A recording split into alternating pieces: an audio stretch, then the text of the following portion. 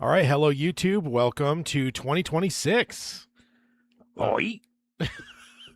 Starting the year with the vermin, the boy attacking The beast. second most beloved character of all time. Hey, you Hey, I'm starting off the year right. finally catching on there. Yeah. So welcome to 2026. Happy New Year. It seems weird. We are now not well over, 2 days over halfway point of the month. So, ready to kick off the year. Let's go ahead and hit the intro if I can find my pedal and get started with the episode, which is roundtable number 171.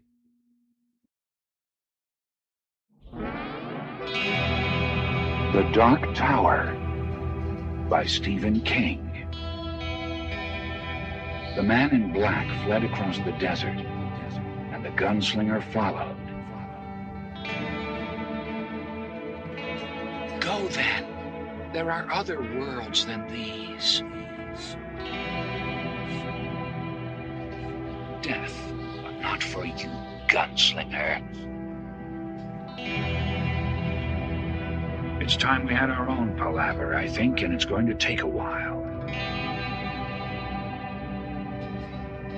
And yet, doubtless, the slug horn to my lips I set, and blew. Child Roland, to the Dark Tower came. We are content, one from many. Let the Palaver begin.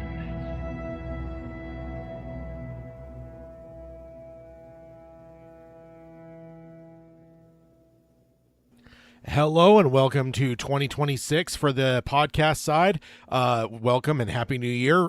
Kicking off, I guess there's no real anniversary to speak of. We just hit our 10-year anniversary, but 2026, hopefully it's a big year, hoping for some Flanagan announcements. It's going to be interesting. We already talked about the fact there's really not as much King this year compared to last year we had 5 or 6 adaptations, a book. Like this year we're probably going to have a book, but there's nothing announced yet. And then we've got I don't know, only a couple, or actually, do we have any? Oh, yeah, we just have, allegedly, which haven't been confirmed yet, Institute. I mean, we know season 2's coming, but I'm not sure if they've confirmed it's coming this year. Welcome to Derry has a second season. We assume it'll be this year because HBO is usually pretty good about keeping like a yearly release, but we have no confirmations on any of that. So, just kind of interesting, coming off the afterglow of 25, which was match 2020 or 2017, which was the high water mark for adaptations. So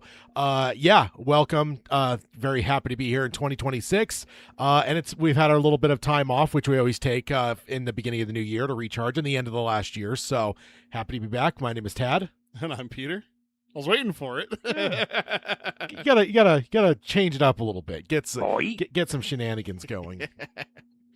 And then the boy attacker there. No, you stop that. The beast. Nope.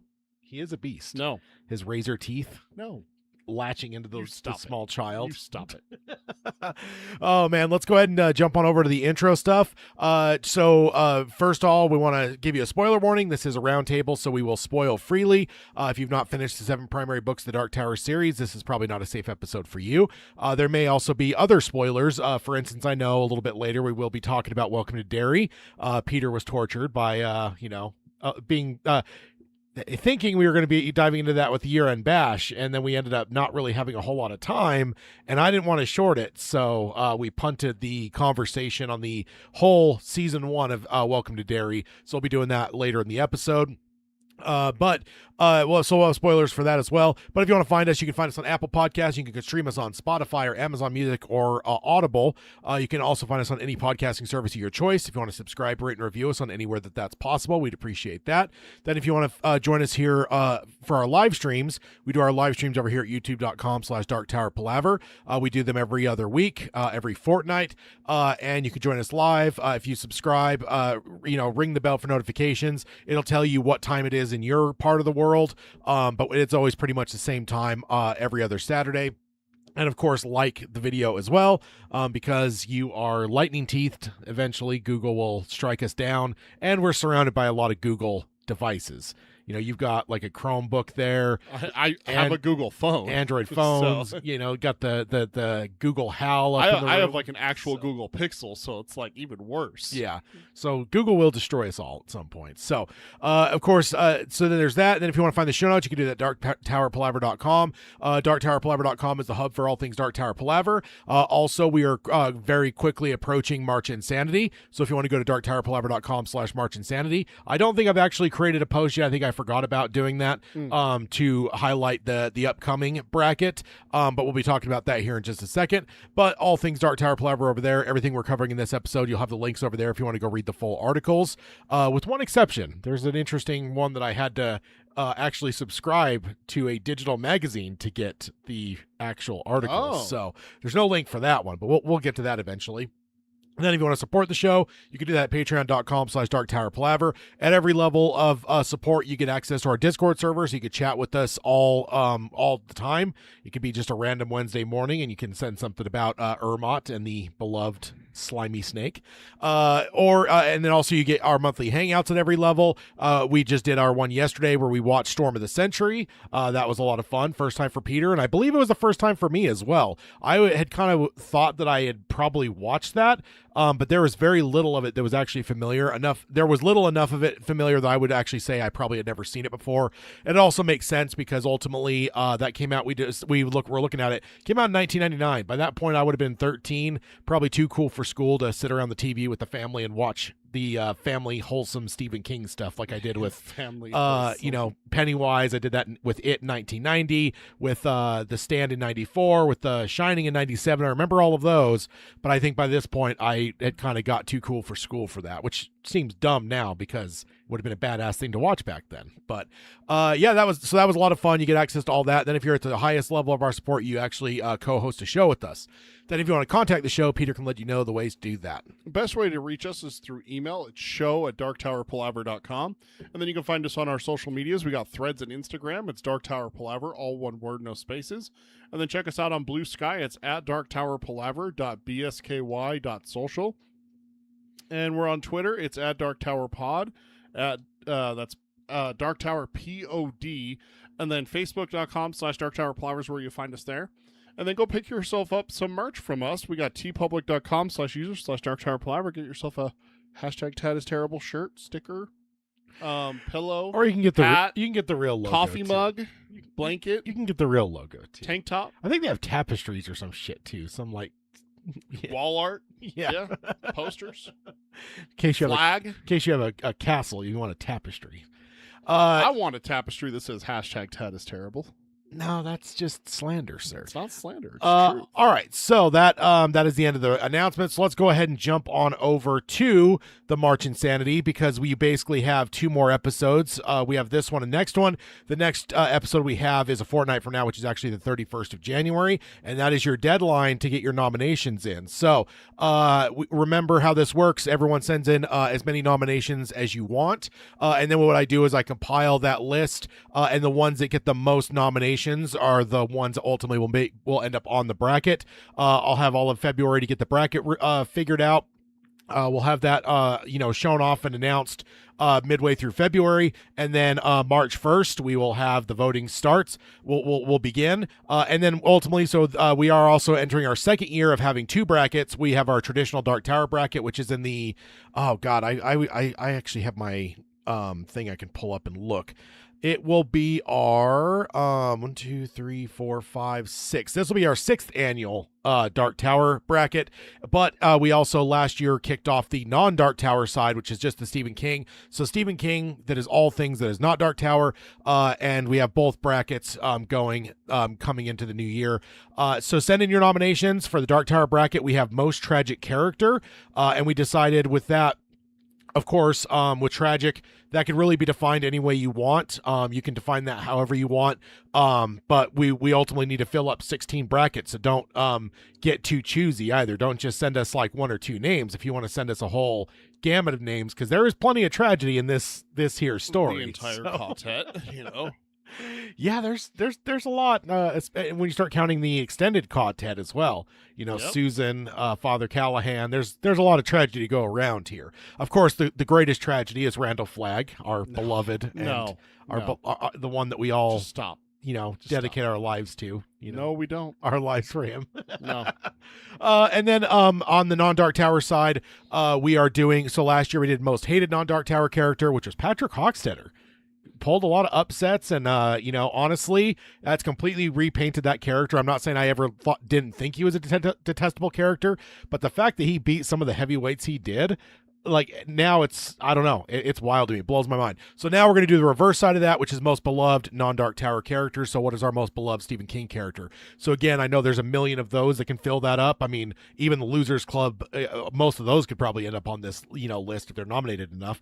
So that one's going to be probably very cutthroat when it comes to actually filling up that bracket, because there are a lot of beloved King characters. Oh, yeah. That's going to, now there wasn't a lot of beloved Dark Tower ones, but yeah, that is our two brackets. And again, so you've got 2 weeks and a number of hours, about 2 weeks and a half a day to get your nominations in. So send those in all the ways that Peter told you.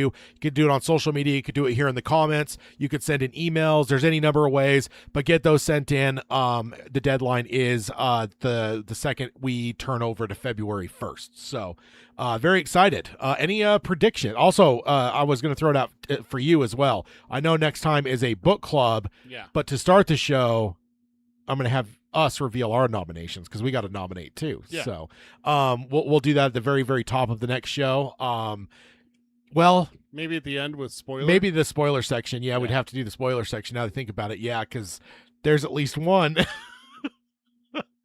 I mean, maybe even two. Shimi could potentially get some nominations too. Good. He doesn't have a very happy life. So so we probably have to do it in the spoiler section, but we will do that in the spoiler section of the next episode. Peter and I will reveal ours, but go ahead and get your stuff sent in. Brocky in the chat says that he sent his in via email. Yep, I have seen a couple in the in the inbox. I actually haven't even opened them yet, but I've just set them there unread, just waiting, because He was like, there they are. yeah. But yeah, can't wait for that. March Insanity is a lot of fun.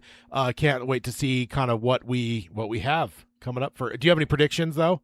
Not necessarily even like nomination wise, but like just gut check what like put down your I mean, pick, Susan seems like a really heavy hitter for the Dark Tower one. that one's gonna be That one is going to be pretty hard. She and Jake are going to yeah. be the two. Make sure they're on opposite ends, like Yeah. they're going to be the one seeds, I mean, most likely. The other thing too is nominations do dictate that as well. So if like, someone's already nominated something, doesn't matter. Nominate it again, because Tad goes through, and the number of nominations determine the higher seeding. If you've never done a bracket like this, the higher seeding gets the easier matchup in round one. So yeah.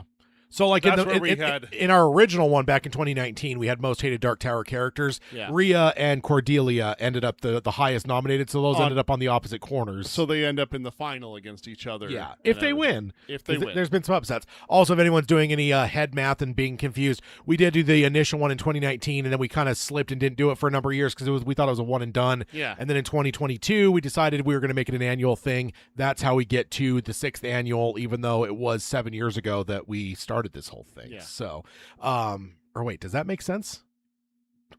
We skip more years than that. 1, 2, 3, 4, 5, 6. So this is the 4th annual. No, it's Fourth? 7, or this is the 6th one that we've ever done. But we've been doing it annually since 2022. I don't know. My math brain is broken. So yeah, very excited for that. What about on the most beloved King characters? That's a really fucking hard one. There's man. a lot. There's a lot of people, and That's a lot of books. and I feel like there's some stories. heavy hitters too, to where it's like, I mean, you got a ton of people in The Stand. You got a ton of people in It. You got a ton of people in almost every a book. lot of your main characters. Jack Sawyer from Talisman is gonna might get some votes. Dan / Danny. Danny Torrance Yeah, could for sure. yeah, Abra maybe even. Yeah, you never know. Um, But that's I feel like that is a stout one, just because again you're talking about moving out of the Dark Tower realm, and now you're talking about everything non-Dark Tower. I mean, so I what is know- it? What do we got? 70 according to our extended content, we got 77. 77. 77, so minus eight books out of that, so we got 69 Yeah. things to cover. So you got six, and again, there's some every so often where you might have a main character that's not the most beloved, Yeah. or not, like, But sometimes you have even with just the main character, there's also side character. I mean, because let's be perfectly honest, the stand alone could have 5 or 6. exactly. It has at least 7. You got those 7 losers. Some of them are probably going to get some votes. Yeah, Jack, I mean, Wolf from Talisman. Who Yeah. doesn't love Wolf? Yeah. You know? indeed. Plus Randall Flagg, No. probably a shoe in No. would be my guess. No, So no. nobody more beloved than him. So No. No. yeah, that one actually I think it would probably be maybe one of the hardest ones to predict in my opinion of everything we've ever done. Just because the sheer quantity that we're There's talking a about lot here. there. Yeah, there's a lot. It's going to and be really plus, interesting, too, to see some of the matchups. Plus, of that 69 that aren't Dark Tower, how many of those are short story collections? And now you're talking, in some cases 20 short stories inside of a collection. So now you've got 20 main characters. So it's like I gotta go. I gotta go write that down. I just thought of a really good nomination for non-Dark Tower nomination. for beloved. For most beloved. I gotta write that Yeah, down. oh yeah, I guess I should mention that too. Is don't forget about your short stories. Short stories and novellas and stuff. So, the body kids, like there's some of those that might fall. Yeah, it's wild. That is going to be Definitely got a stout one, and I think we kind of understood that right off the bat from doing the non-Dark Tower side of the King. The rest of the King verse is that all of these were going to end up being so much heavier than the Dark Tower ones, just because of the sheer quantity. Right when you came to the most hated too, is the same thing. It was like there's plenty of hated characters in Dark Tower, but like I feel like with the and we're not going to do this, but we could on the Stephen King side probably double it and do 2 16 brackets. We're not going to do that because that's way too much work. But you could easily fill those brackets. Whereas the Dark Tower, there's been times with some of our brackets where it's been like you've got 9 or so, maybe even like 11, 12ish that are really strong. But those other couple are just ones that kind of got in. Because you're getting a little bit thin, a little bit threadbare for the other nominations. So, all right. definitely got to remember my nomination for most beloved non-Dark Tower. Gotta have Cujo on there. He's a good boy. I know I'm saying it, saying whatever, but I am also going to start changing the nomenclature where we just say King and then Dark Tower, and then like when we're talking about it, we can certainly say non-Dark Tower. But that's getting kind of like a mouthful when I'm actually putting it on like the slides and stuff. So ultimately, I am changing it to just say like there's the Dark Tower bracket and the Stephen King bracket. Just get a DT and do the Ghostbusters circle with a slash through it, and just do that, and just say put that next to King. Just insert that as an image, kind of thing. Yeah, indeed. All right, so that will bring us on over. Let's jump on over to the news, and to start off the news, we do have some Flanagan corner here. Okay. So, head still in sand. Haven't seen anything for this. Yeah. So. And yeah. So let's go ahead and jump on over to it. Big news. And this is the first one that we again, this is the one I was kind of referencing. So this is out of Empire magazine. And Empire doesn't. They're not really like they have never really transitioned to doing like an internet along with their magazine. They have just a magazine. You either subscribe to it and get it physically, or you subscribe to it digitally and get the actual digital magazine. Like there is they don't do websites. So this is the one. There won't be a link in the show notes. You could probably find some websites out there that have kind of recapped some of this information, but the full on interview here with Mike Flanagan is not really, unless you subscribe for $5 a month and then read the article and then unsubscribe. Cost you $5 to read the article. I mean, in my mind, I'm like, that'd be the same as me going to a store probably and buying. I mean, and that last time I bought a magazine was 25 years ago, and I was paying, $5 to $7. I'm like, they're probably 10, 15 now. Yeah. For a magazine. I mean, probably a Game Informer magazine, right? No, Electronic Gaming Monthly. Electronic Gaming Monthly. I had standards, sir. That was my jam. Game Informer was the one that GameStop gave away, and it was all right. I had like the subscription or whatever through them, but it was never my preference. So, so this is called The Kingmaker, and this is by Chris Hewitt from Empire, and it's the January 2026 issue. So I guess that you'd probably actually, if you do want to catch this, don't go look at your newsstands, because most likely this is no longer on the newsstands. I think there's at least one, if not two more issues since this one. Because that magazines are always like a month before. So yeah, I think now we're like the March one might be out right now. So I don't know why the fuck it's that way, weird. but it is. So So yeah, this is basically, an article, slash interview with Flanagan, and Kingmaker. That's not a bad name for I like it. old Flanagan there. So he starts by saying that Flanagan has been a constant reader since age 11, and has been a constant maker for years, as he's taken a dive into adapting Stephen King's work. And this is the first bit here that's kind of interesting. Quote, I started adapting King when I didn't have the legal right to, as a fun thing to do with my friends. I did a backyard adaptation of It in 5th grade on VHS. Wow. So Flanagan adapted It. Let's get our hands on that. I know, right? Can you imagine? And again, when he's in 5th grade, so that's wild. That's crazy. That's pretty cool though. And then it talks about how he originally saw Gerald's Game as unadaptable, but then eventually thought very hard and long and hard about, how could you actually adapt it.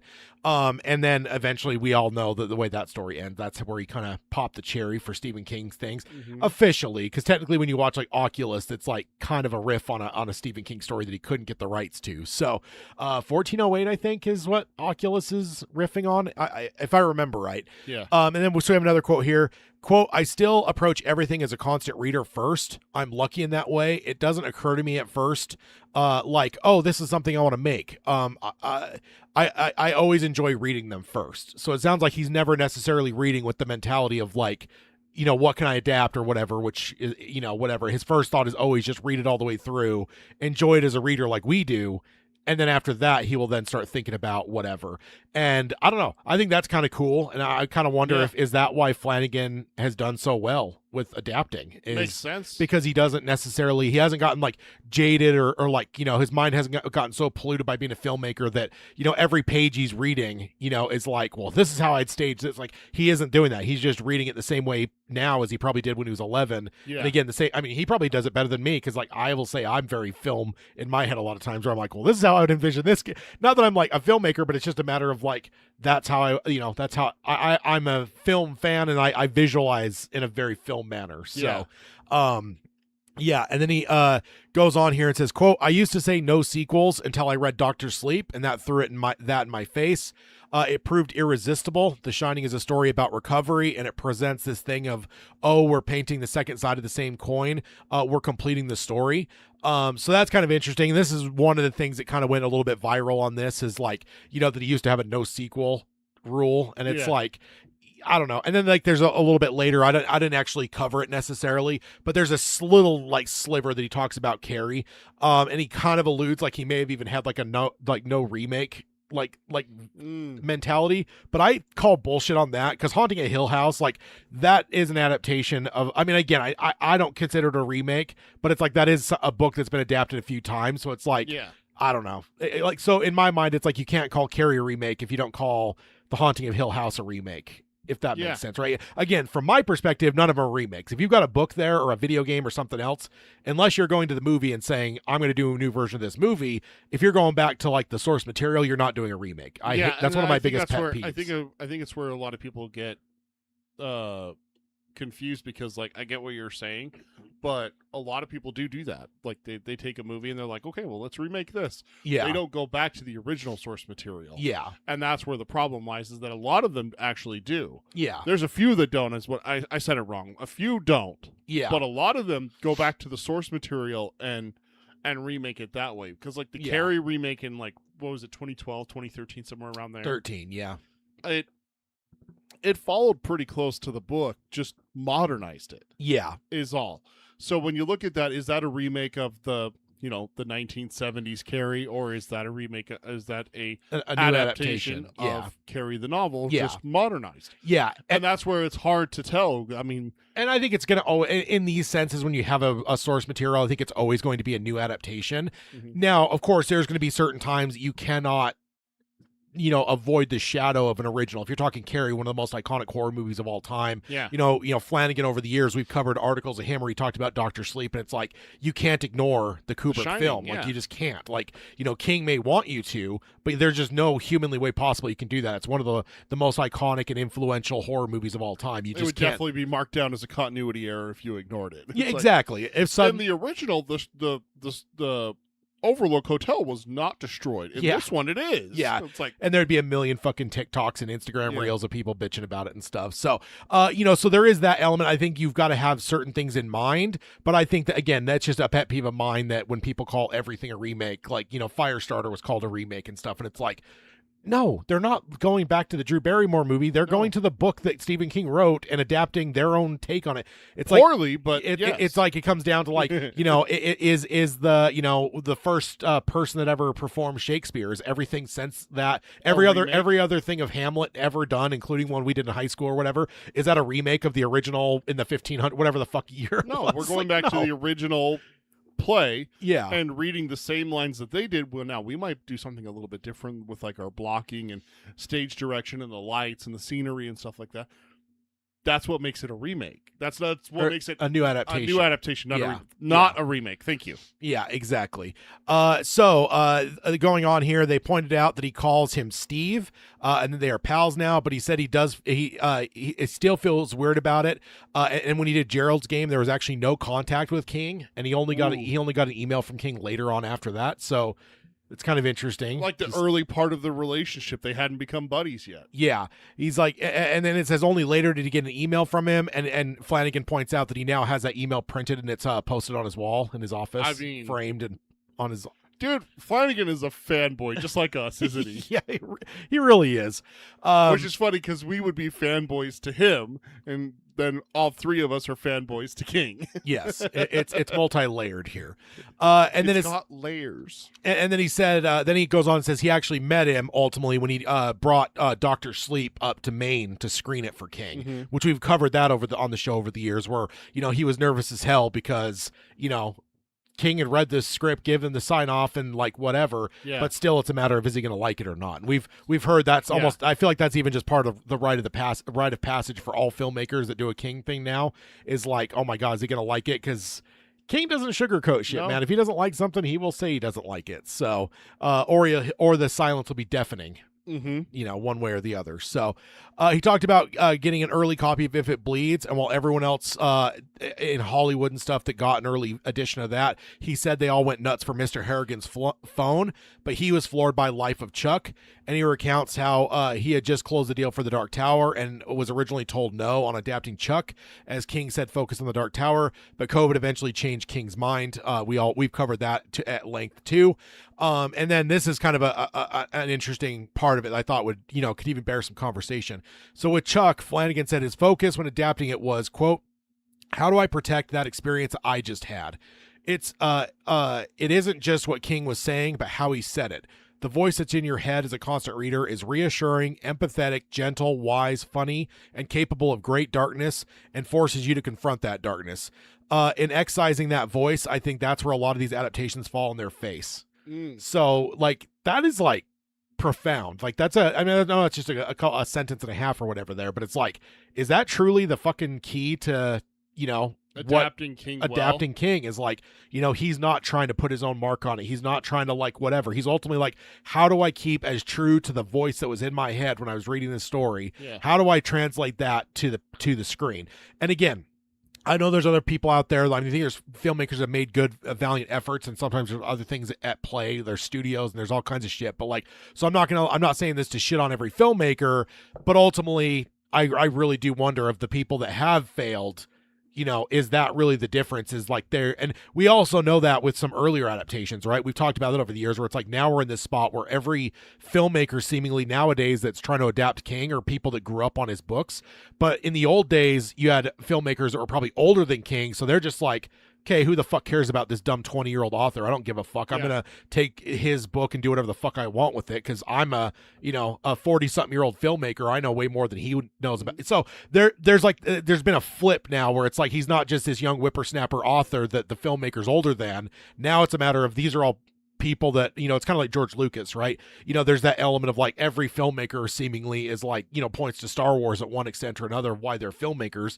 And it's like, I wonder if a lot of filmmakers and storytellers in general point to King as another like origin story where it's like even like TV people, film people, it's like they read Stephen King at some point and it's a large thing in Hollywood now, not just for Stephen King, but across the board. We're getting fans of different franchises that are coming out of the woodworks going, I want to make a new Star Wars, Marvel, DC. Like there's people that are making.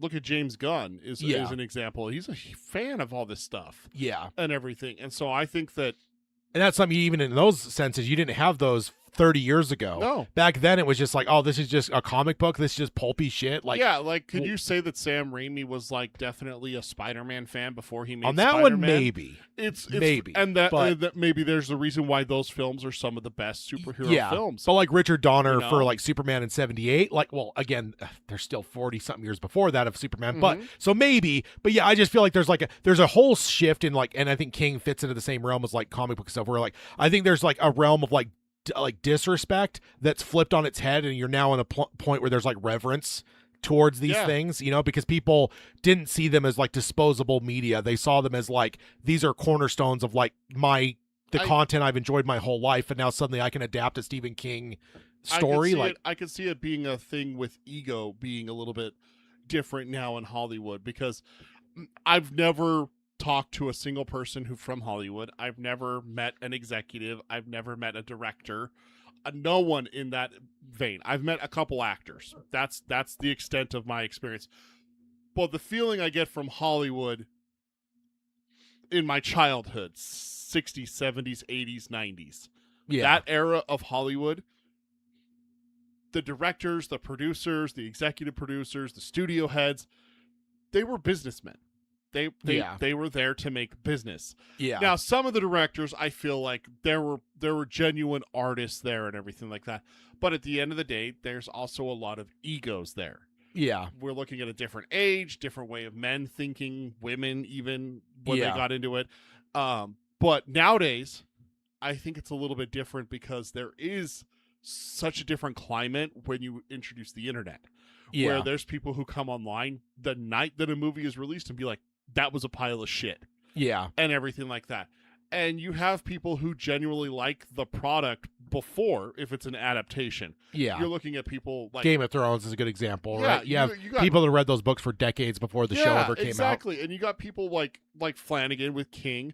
I know that there was at least a couple directors who directed Harry Potter that were fans of the books, but there was also ones that had never read the books. Yeah. And I think they're probably not going to be old enough to have been directors when those came out. They probably weren't like shaped by them. No. Whereas this show that's coming out, I wonder if there's going to be directors there that are people that were raised on those books. They grew up with Harry Potter. Actors, even writers, and all of that is becoming more and more where we have these people that are like, I remember going and seeing Blade in theaters, and now I'm the screenwriter writing the new Blade for Disney, you know, like kind of thing. Stuff like that is happening all over the place when we look at cinema and TV and everything involving Hollywood.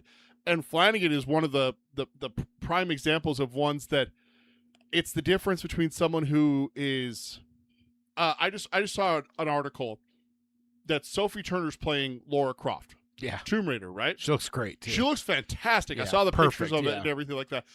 But I found out that fans are super excited because she's going and playing the video games and reading comics, preparing for the role. Yeah. That's fantastic.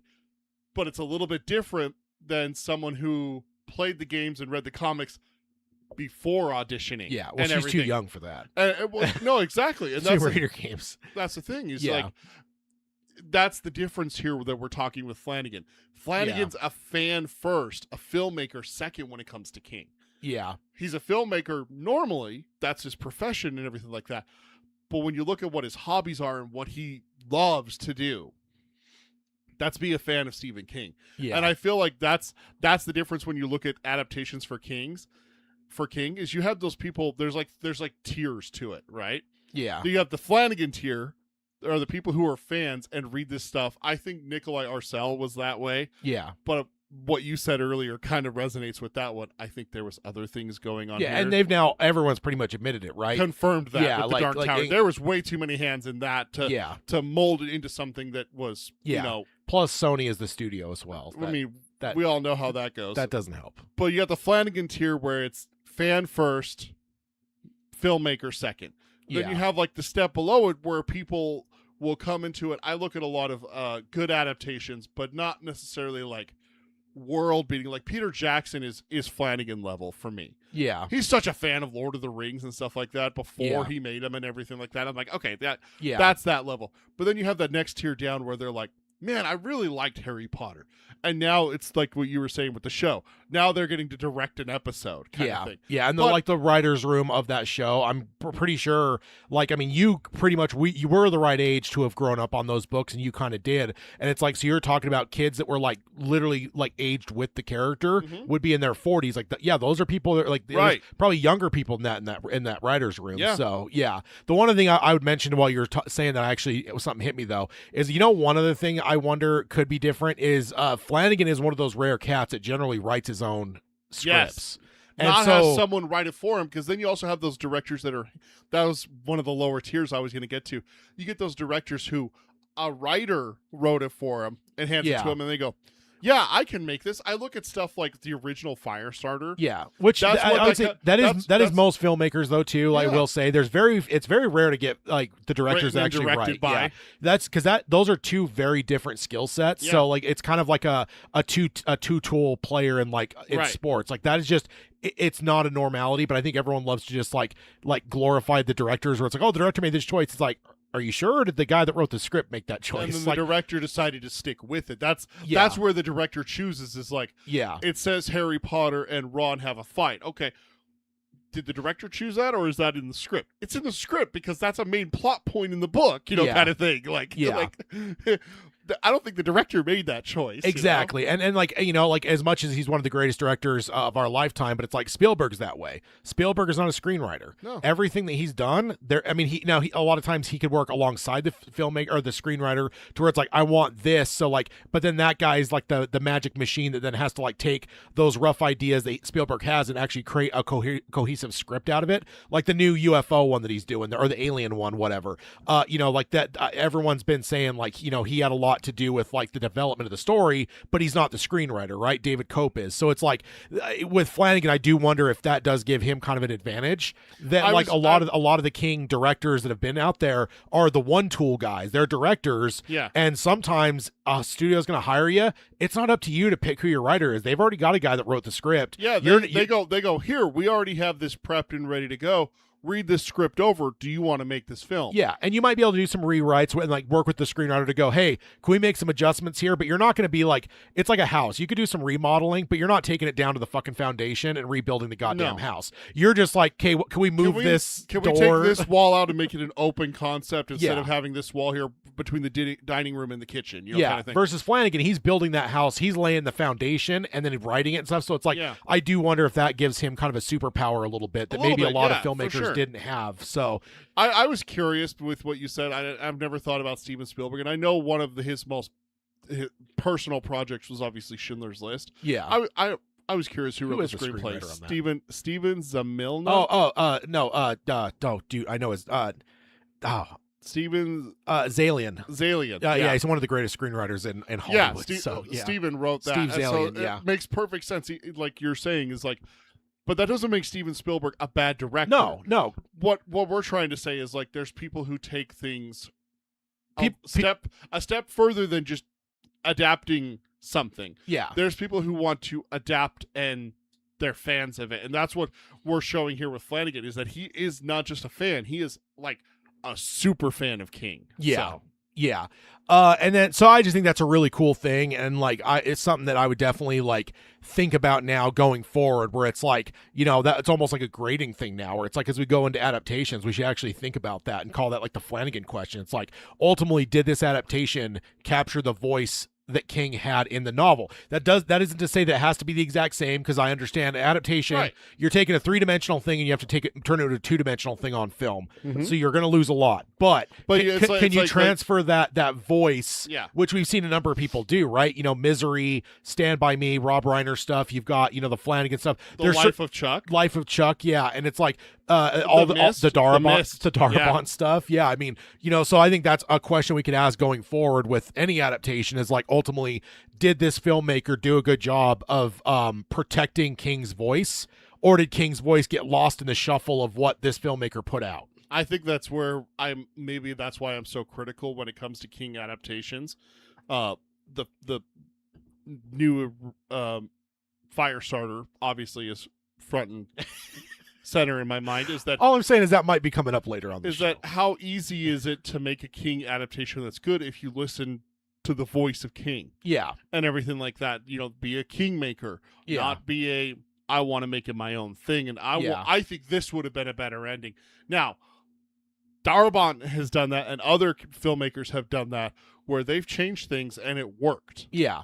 But the ultimate voice of King was still saying, there, I think. I'm not right? saying that you can't do that. Yeah. But the ultimate voice of King is where a lot of these filmmakers get it wrong, is because they forget what that voice is saying. They lose the voice. Mm-hmm. We always talk about the voice of the turtle in this realm for Dark Tower, right? It's like the voice of King. That should be the ultimate thing. Is the voice of King there, or to get lost in the mix? Because like Darabont, right? The Mist. I would say that there's two major changes that I remember from King to the movie. There's him sleeping with the chick randomly at the fucking store, and as far as he knows, his wife is still waiting at home. Yep. And then there's the ending. And it's like, outside of that, though, there are lines of dialogue that are the exact same. Word for word. Everything, it's laid out the same. They're doing the exact same things. Like, it is a very true adaptation. And it's like, so it's like, as much as people may want to point to those two glaring, changes, it's like, but overall, the spirit is there. We had this conversation yesterday with the Storm of the Century.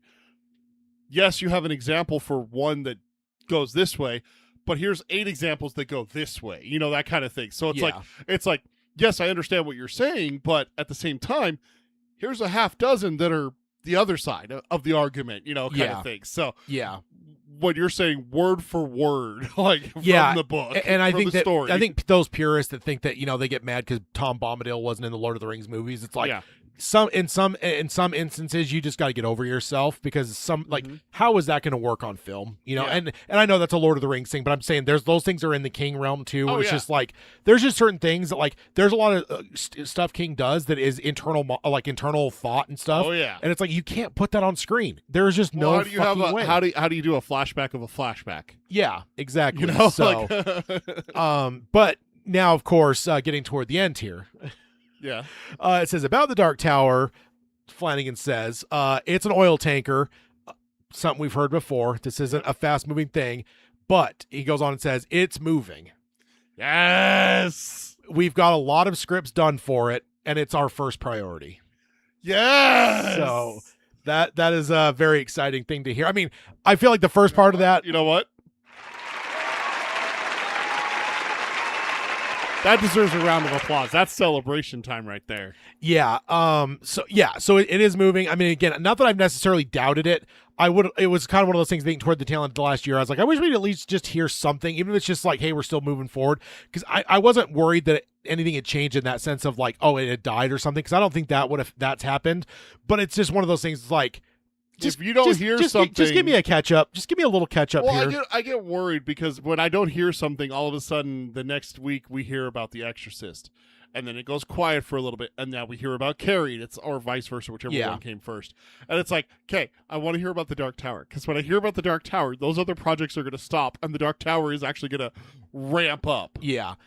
So, and that again, we've got a lot of scripts done for it. So that's a very ambiguous term. A lot, but you're talking. We're looking at a show. We're talking five seasons and a couple movies or whatever, and so 5 seasons. Let's call it 10. So you've got 50 screenplays. You probably have to have. I don't know what a lot means, but if you're talking, we've got 15 to 20 scripts done, like that. If we've got a season or 2 worth of scripts potentially in the can already, that's pretty exciting. Then the article then mentions the film. And then Flanagan, this is an interesting thing, actually speaks towards the film a little bit. Okay. It says, we can't let that be the final word, Flanagan laughs. Yes! We really can't. Then the article goes on to say, this is a titillating thing too. This doesn't come from Flanagan, this is what the article says. But the article then says to get ready for something special. So. Ooh. Just a tittillating little thing there. And it's thrown a lot of headlines have come out of this thing, specifically, kind of quote unquote ragging on the movie. And I don't know that it's necessarily ragging on it, especially because in the context of the actual quote, when the fact that it says he laughs. And ultimately, like, I don't think he's necessarily being unkind either, right? Like he's not necessarily shitting on the folks that did the film. It's just a matter of like, y'all may have worked hard on it, but the result we got there is not what It's not what everyone wants. exactly. So, yeah, a lot of scripts. It is a tanker. It's moving forward, and it's the first priority. There's a lot of exciting things being said here. I do know that Carrie is done. It's in the can now. It's probably coming out this year.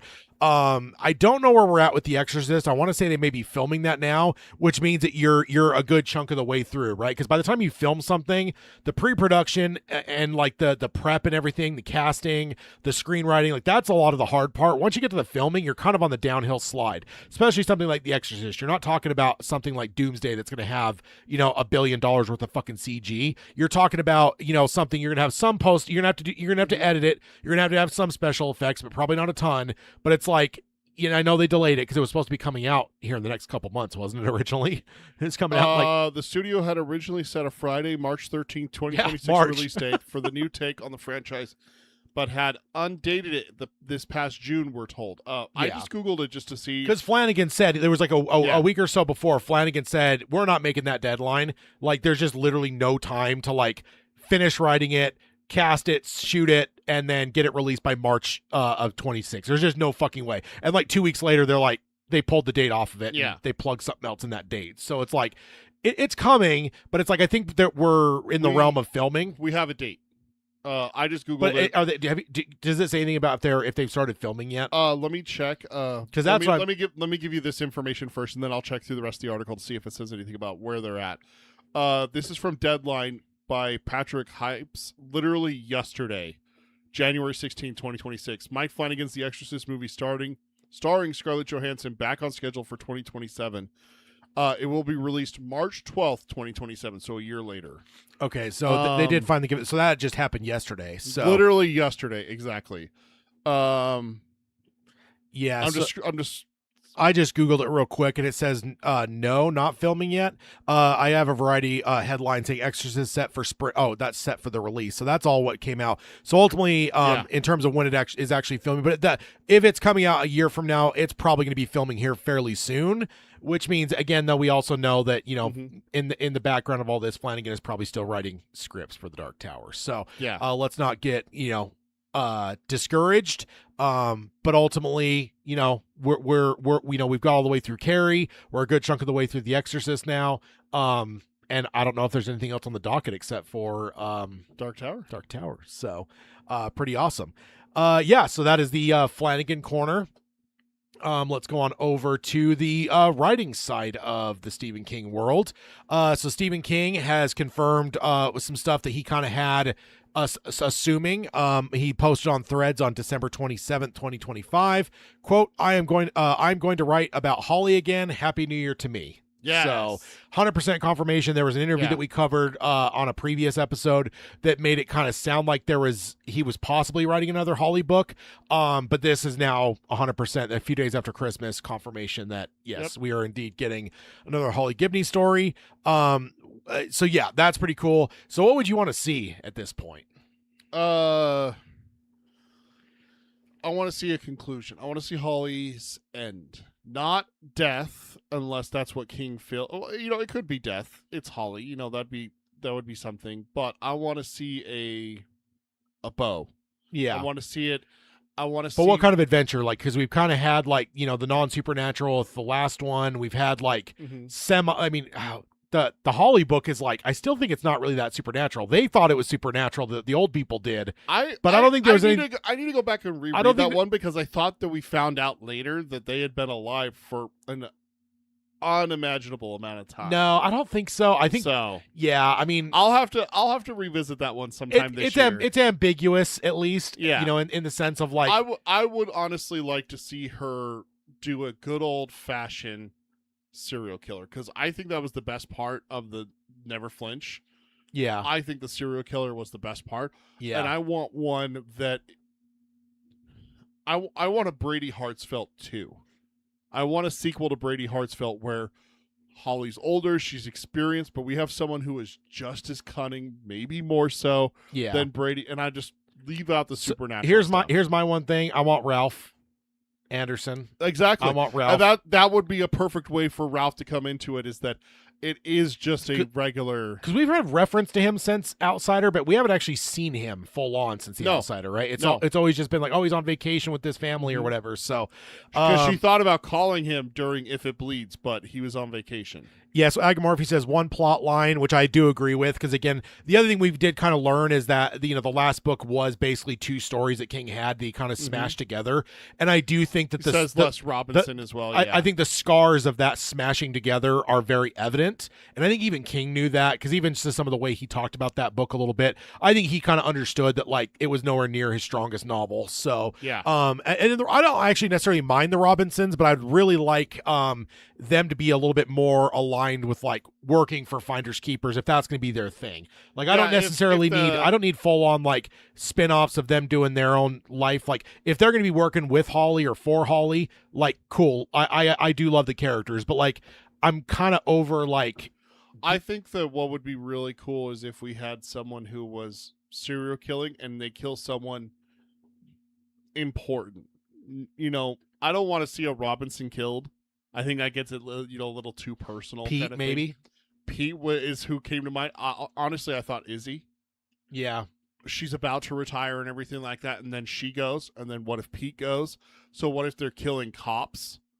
We have a serial killer out there killing cops, and they started off with the 2 that maybe not start off with Pete.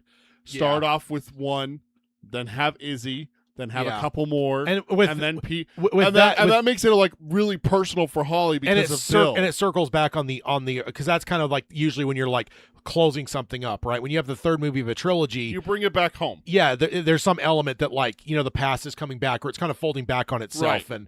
and so you could get that if it like, especially if it were like any connection to like Bill Hodges, like they're going after those people, because now you've also have a ticking clock too, where it's like Holly's going to be on that list, right? Like, he's going to be coming after Robinson's going to be on that list. Yeah, we know Jerome has a thing. We know Barbara was part of it. Like who else is going to be a part or like of Ralph's this? Wife gets killed. Trying to kill him, but she gets taken out. Yeah, because they think that it's Ralph driving his car, and they end up taking her out instead. And it's like, I'm definitely not. Now I will say I'm not opposed to some supernatural stuff, like because I do love the supernatural. I do kind of like feel that like she's kind of the David Duchovny of the Stephen King realm, where it's like let her kind of explore the strange world. And I know I said before I'd love like a Holly show where it is just like an X-Files riff on Holly wandering the fucking King verse. But so I definitely wouldn't mind a supernatural element. I wouldn't necessarily say give me another Outsider though. Give me something new. Let's have Holly deal with something that she's never dealt with before, versus just rehashing something now that she's experienced twice, right? So, and I can see where people would say the same thing about the serial killer. Well, she's already done that, twice now. Yeah. So let's move away from that. But I think that's her. But King also hasn't done a lot of serial killers. There's been a couple here and there, but like it is overall, it's more rare in the King bibliography than like monsters and creatures and whatever. Like there's a couple serial killers. I'm not saying there isn't. Of course we know there is, but they are a little bit more rare than your boogeymen and specters. And I think the thing from Never Flinch is that he writes it very well. Yeah, he's very good at it. You know? And like Heartsfelt was really good. That would be the question. That would be the tough question for me. Do I want to know who the killer is, or do I want a murder mystery kind of thing?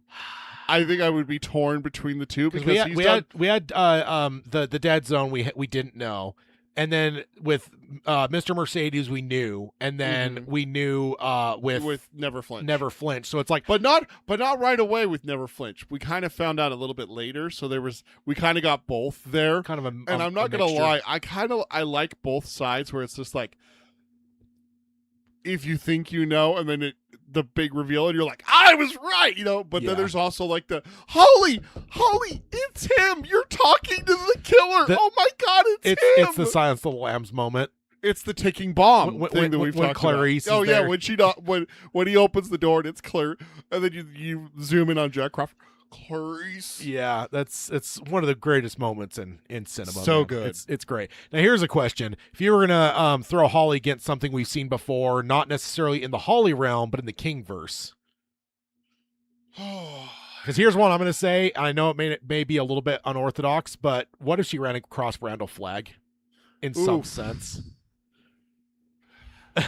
not even necessarily saying like if that was like the antagonist and it was like her against Randall Flagg. There's But just what a if she? scene- What there's if she just a came? scene where he walks past her? Yeah, what if she came across him in some way? And I don't know. And like whatever chaos he just sowed behind him is what she's like falls into. What about if I don't she, know. That's a little fan servicey for me, but yeah, like, what if she runs into what remains of the True Knot? yeah, They're murdering kids and everything like that. And yeah, or the Institute. I mean, you could get The stuff like Institute. that. Some of the that would actually be kind of interesting. If what if she went down that road instead of a serial killer? The shop, the Institute, that kind of conspiratorial. government conspiratorial thing. Holly would be really good at some of that stuff, and she believes, so she knows that there's stuff out there like that. So Yeah. Yeah, and That wouldn't be bad. I am excited. I know that Holly's becoming somewhat divisive and not everyone's into her, but I dig the character. I Yeah. will say the last book was the weakest of them, but again, I think King kind of knows it, and I think that ultimately, I kind of wonder if behind the scenes if he had kind of made a promise to the publishers, and if not for that, if that would have got trunked, yeah, but it was already kind of promised before Tabby got it and kind of gave her feedback, and he ended up just not able to ever pull that plane fully consistent. And I'm not even saying it's a bad book. I'm he just came saying in that for a landing. It was a little bit rough, but it wasn't a crash landing. yeah, exactly. It was a bit rough. Yeah. So now we got some bad news. The Duffer Brothers have confirmed that the Talisman adaptation at Netflix is officially dead. Oh no! So this is from Monica Coleman and Gray Drake from CBR on December 26, 2025. So this is real fast before we move too far away from it. Aga Morphy says, "Meet grown-up Charlie." there's your fan That's a service. good. That's my fan service right there. Ooh, yes, Peter would be quite giddy. I would be. There's like this Rolling Stones article that came out about her, and then she disappeared off the map, and then Yeah. Holly has to find her because she has to rescue someone from the shop, and the only one who's ever escaped from the shop is Charlie McGee. Yeah. Ooh, that would. Ooh, that'd be good. Just give me a fucking a show, man. I swear to God, just a Creature of the Week type show where because there's the other part of it. What about location? What if she found Derry? That's scary. Holly finding Derry mean, or the Overlook. Like, modern day Derry's not scary. Pennywise is dead, so is he? yes, I mean, but is all of his elements gone though? yes. I don't know. Don't know. There's nothing you can grasp onto, sir. There's nothing at the end of it But- that gives you any kind of indication of that he's alive. Was an egg mist. That's all I'm saying. No. It was an Nope. egg mist. It was dark down there. Nope. So. Ben got them all. Ben's through. Ben's good. Don't you slander Ben. Oh, so it was reported back in 2022, which actually is wild to me that it was 4 years ago Jesus. that this was announced. The Duffer I Brothers, remember that. the Duffer Brothers would be adapting the Talisman. And again, yeah, that just blows my mind. If you would have asked me, I would have said, oh yeah, a year or two ago, probably 2 years ago, because I know it wasn't last year. But yeah, talking to CBR, the Duffers confirmed that it's not happening anymore. Since the announcement, they have done done slow work on the final season of Stranger Things, as well as they have also jumped from Netflix to Paramount, so they are now Paramount I properties. didn't hear about that. I didn't know that they jumped. Yeah. So I'm going to quote from Ross Duffer. Sadly, Talisman is no longer at Netflix, so we're not involved. So sounds like, and I'm not sure if that means the rights reverted, which I don't think the rights fall on revert, because I want to say that because Spielberg's had them since like the mid 80s.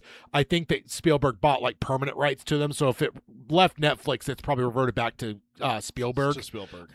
But yeah, so ultimately, again, they're not at Netflix anymore, but ultimately they signed on when Netflix had it. So if Netflix lost it, that would kind of lose them the job as well, where it's like, whatever. So, Yeah. so we're not involved. And then Matt Duffer says, I remember I was, and I don't know what the fuck he's talking about because he has like a first part of his sentence and he completely changes course. So he says, I remember I was, comma, I think I was probably naive of us to think we could break the Talisman. So kind of non sequitur with his, and that's how it's written. So I don't know what the fuck he was saying there. Probably a direct quote. He started saying something and then Stopped and just changed yeah. course entirely. I've done that before. No, I get it, but when they write it, I don't know why they couldn't just chop that part out and Yeah. just give you because they do that where you do like the brackets where you're like Mhm. adjusting what the person said a little bit to like for Yeah. clarity. You could have just done that. But, Yeah, because they do that with like, he was really good, and then they put the person's name of who he was. Exactly. Yeah. So then Ross says, when I interned, I was really, back in college at Kennedy Marshall. I remember reading, I think it was a movie script for The Talisman. So it's been in development forever. So I'm sorry that we weren't the ones to be able to break the curse. And then Matt says, it will be whoever does it and cracks it. So and I mean, ultimately, him being in college is not that big a deal because again, we're talking about Spielberg bought these rights back in the late 80s. So before the book was even published, he bought the rights. Yeah. He got an early edition and bought I'm guessing the perpetual rights to it. So the developmental hell continues for The Talisman. So that's unfortunate. That is. So Sad day. yeah, not great news. So then I do have the big board updated with a good old scratch out through The Talisman. So next time we see it, that will be gone. The Talisman will no longer be on the list. And then let's jump on over to talking more adaptations. We got It, Welcome to Derry. Co-showrunner wants to see a wild Stephen King adaptation to get made, and I totally love his unexpected reasoning. That is the headline. Whole mouthful there, by Eric Eisenberg from Cinema Blend on January 8th, 2026. So Eric had an interview with Welcome to Derry co-showrunner Jason Fuchs.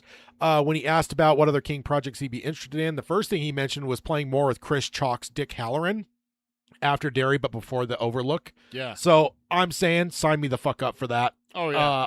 I've honestly, we've yet to have a bad Dick Halloran like ever on screen. Every single one has been a fucking masterful execution on the character. But I really did like Chris Chalk's what they did with him in Welcome to Derry. He was really good, and we'll obviously be talking about it a little bit later. Yeah, we're getting there.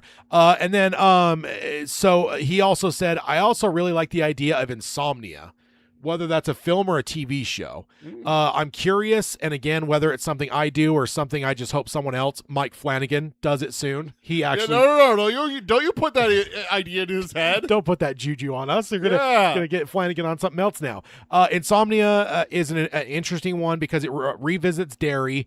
It layers on an entirely other mythology, and it's something visually that seems absolutely impossible to execute. And so, generally speaking, if I know exactly how I want to do something, it's less exciting to me. I get excited when there's something creatively I don't have all the answers to, which kind of makes sense, right? You want some challenge, Puzzles to solve. Yeah. I love that he mentions that it's impossible to adapt, and then he mentions Flanagan like immediately. He is putting respect on the name, at least. If he does mention it's pretty much impossible, then he mentions Flanagan as in the next breath. Fuchs goes on and says, I don't know how you do Insomnia. The little people with the strings, cutting the strings. How do you do that and not make it look preposterous? I don't have the answers. But the fact that I don't have the answers makes me hope that someone somewhere gives it a shot, because I suspect there's a clever, creative solution or solve to that. So that is a batshit idea for sure, because that is a very interesting book. It is. I don't remember a lot of it. I just remember being pissed listening to audiobook. it. Yeah, the audiobook's terrible. I'm not sure if I would ever listen to the audiobook again. If I ever read it again, I'd have to just buy a Kindle version or a hard copy and read it that way, because the music on that is god awful. It's easily the worst audiobook production I've ever seen. Now I've had some bad narrators where it's just like, not a great voice, a nasally voice, or just a voice that kind of grates on you. But I don't blame that. Like, that's just a matter of you picked the wrong talent potentially. But this is like something you had Eli Walsh, like the ugly from The Good, Bad, and the Ugly, like a legendary fucking actor. And him in his later years reading it's a perfect voice for it. And then you fucking shit all over it with the goddamn music. Like, come on, man. Agamorphy says, Insomnia, in my opinion, would be great as an animated film to capture the colors. Yeah, that's fair. Yeah, that's fair. So that's an interesting thought. And I always forget that Derry is involved in Insomnia too. It takes place in Derry. Yeah, he mentions that, but I always forget that. So there's a lot that takes place in Derry. Yeah, indeed. So now we got another one here, and this is King's favorite and least favorite of his works. And this is from two different articles. So the favorite part is an article from Parade, but it's actually recapping an appearance King had on Colbert. First, his favorite short story. He said, quote, I think maybe my favorite short story would be called Survivor Type. It's about a physician who gets stranded on an island, and he's smuggling heroin, and he's starving, so he eats himself piece by piece. So I love that story too. Colbert jokes it sounds like a fun for the whole family, and King jokingly said, that is family friendly. That could be a Disney cartoon. Good Lord. Can you imagine that? And I picture like Little Mermaid era Disney too. Like I've pictured that kind of animation, not like Pixar or whatever else. Give me like Little Mermaid era animated 2-dimensional Disney. Give me that for Survivor type. That's where they're cutting off like their side and everything. And then he went on to say talk about novels. He says, I like Misery, the novel Misery, a lot. It was a lot of fun. That was a fun book to write. He also mentions Lee's Story, which doesn't surprise me.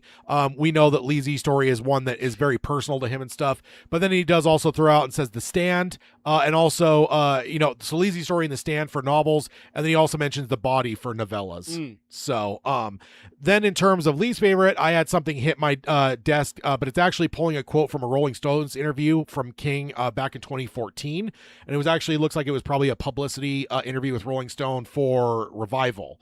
Okay. And I will say, check the show notes. This is a very, very fascinating interview. If we didn't have a whole lot to cover, I probably would have dove into this a lot deeper, but it talks about stuff like the afterlife and belief, and like, it's a very deep article. There's a lot of interesting stuff in it. Fast before you get into that, Agamorphy says there is a 30-minute Dollar Baby adaptation on YouTube that is excellent. I'm a Survivor type. Yeah. Oh, and did the Creep Show adapt it as well? Like the Creep Show that Shudder did. I want to say that they may have done something for Survivor type as well. It would have been animated as well. Or wait, did he say it was animated or no? No. That was about insomnia. The Creep Show thing. I want to say if Creep Show did it, it was animated, but I could be losing my mind on that. So this is 2014 thing. He was asked, and this is a question and answer interview. And this is talking about his addiction, specifically eventually drinking, but eventually getting to hard drugs and stuff. And he talks about kind of some of the famous stuff we've heard. There's certain elements of his life he doesn't remember at all because of the drugs and stuff. And this is the question: did the quality of your writing start to go down? Yeah, it did. I mean, the Tommyknockers is an awful book. Vindication. I was about to say, for the podcasting folks, Peter just got a Cheshire cat smile on his face. Oh, that actually made me feel warm and fuzzy inside. I knew it would. That's what it made me. The fact that you put that in the show, shows that you're not truly 100% evil. You're 99% evil. I'm a lovable character. No, you're not. That was the last one. That was the last one I wrote before I cleaned up my act. And I've thought about it a lot lately. And I've said to myself, there's actually a good book in here underneath all sort of spurious energy that cocaine provided. And I ought to go back at some point. The book is like 700 pages long, and I think there's probably a good 350-page novel in there. So fast forwarding as far as we are now, that's probably never happening, but it was a thought in 2014. And then quote, is Tommyknockers the one book in your catalog you think you botched? Well, I didn't like Dreamcatcher very much. Dreamcatcher was written after the accident, and then it says in parentheses 1999 King was hit by a van while taking a walk and left him severely injured.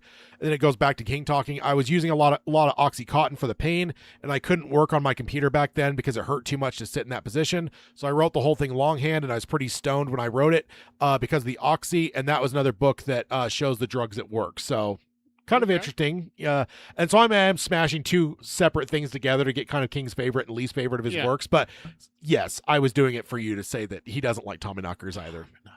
And then, because this is Dark Tower Palaver, are you done writing the Dark Tower books? I'm never done with the Dark Tower. The thing about the Dark Tower is those books are never edited, so I look at them as first drafts, and by the time I got to the 5th or 6th book, I'm thinking to myself, this is really all one novel. It drives me crazy. The one thing I try to find, the thing is to try to find time to rewrite them. There's a missing element, a big battle at a place called Jericho Hill, and the whole thing should be written, and I thought about it several times. I just don't know how to get into it. So again, this is back in 2014, but all I'm saying, there's a third talisman that he's basically overtly said is Dark Tower related. So what if the Talisman 3 is our window into Jericho Hill? Agamorphy says he is right. Dreamcatcher 2. Glad he agrees with me. It sucked. I know my parents went and saw the movie, and they both hated it. I mean, my mom liked it a little bit more. She read the book. My dad absolutely loathed it and said it was a terrible movie.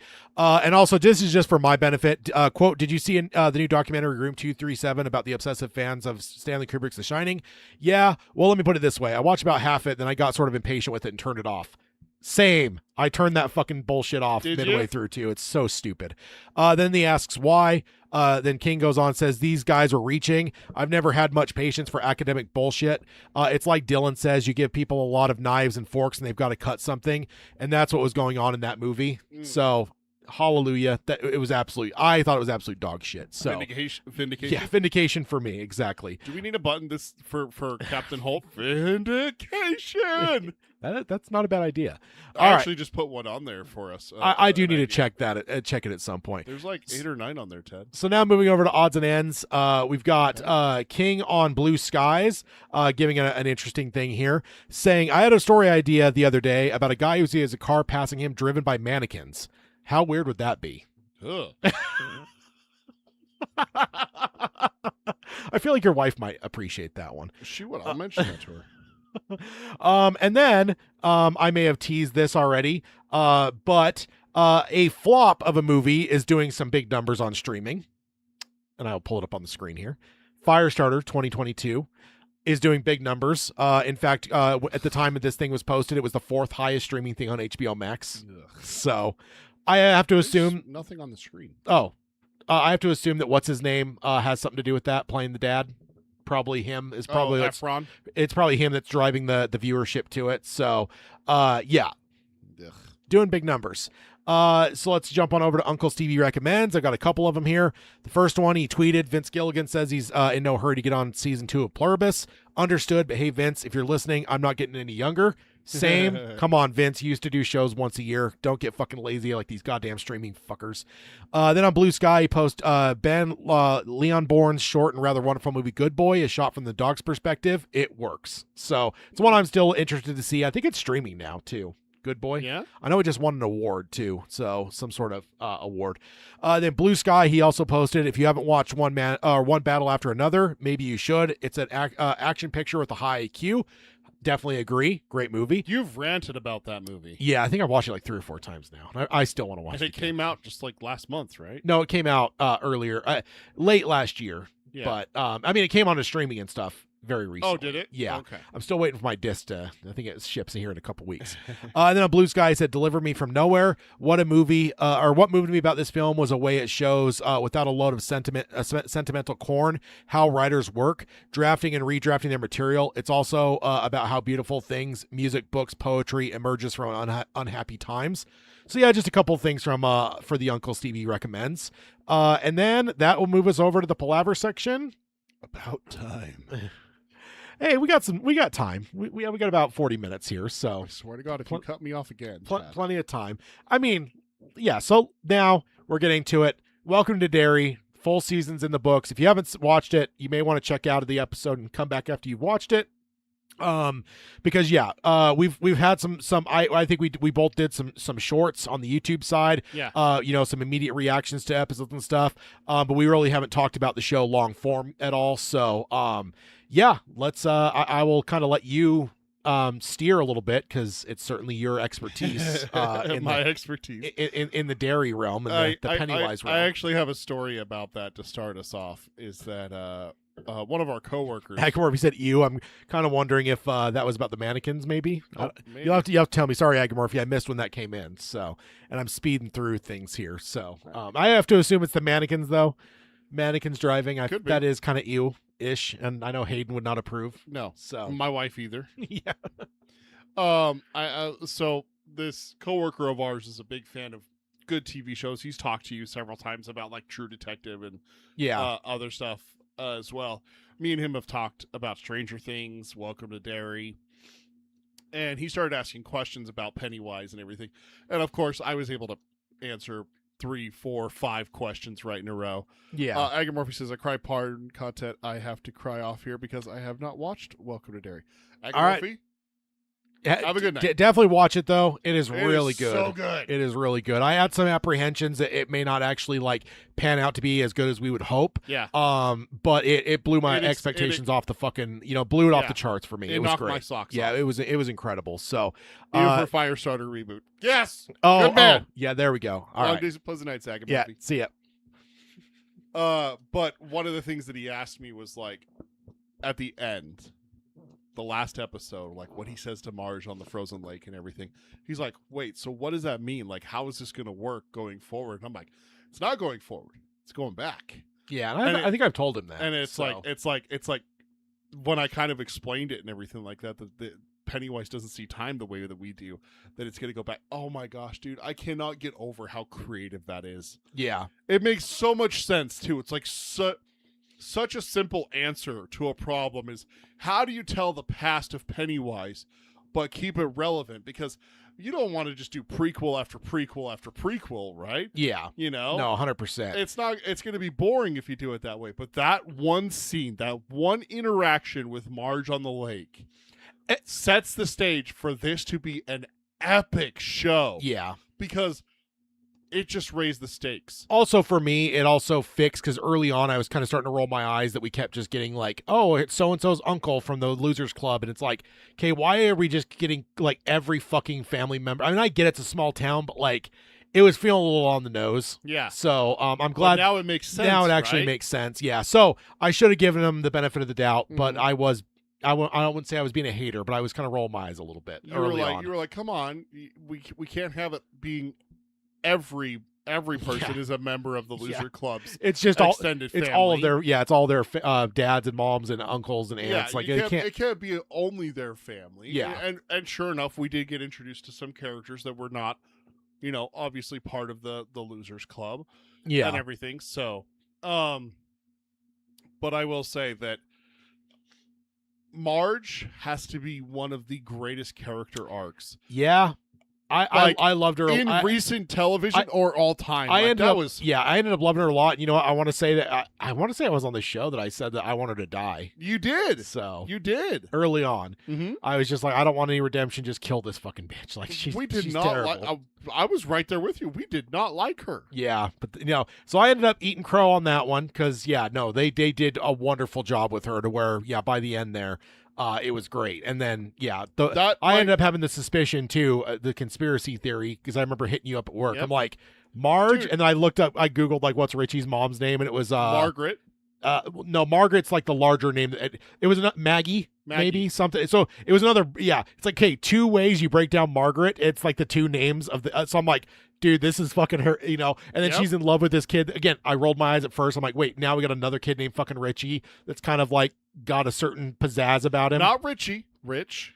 It just, So cut a couple letters off and suddenly it's not kind of cringy. It's not. But again, I should have kind of trusted the machetes and trusted the process, because ultimately I ended up eating crow on that too, because, I ended up getting suspicious of that midway through, and it panned out that way, which is pretty awesome. What I was really not liking early on, and this is my eating crow moment, is that I got a little worried in the first couple episodes that it was going to be more about the adults. They killed off all the kids.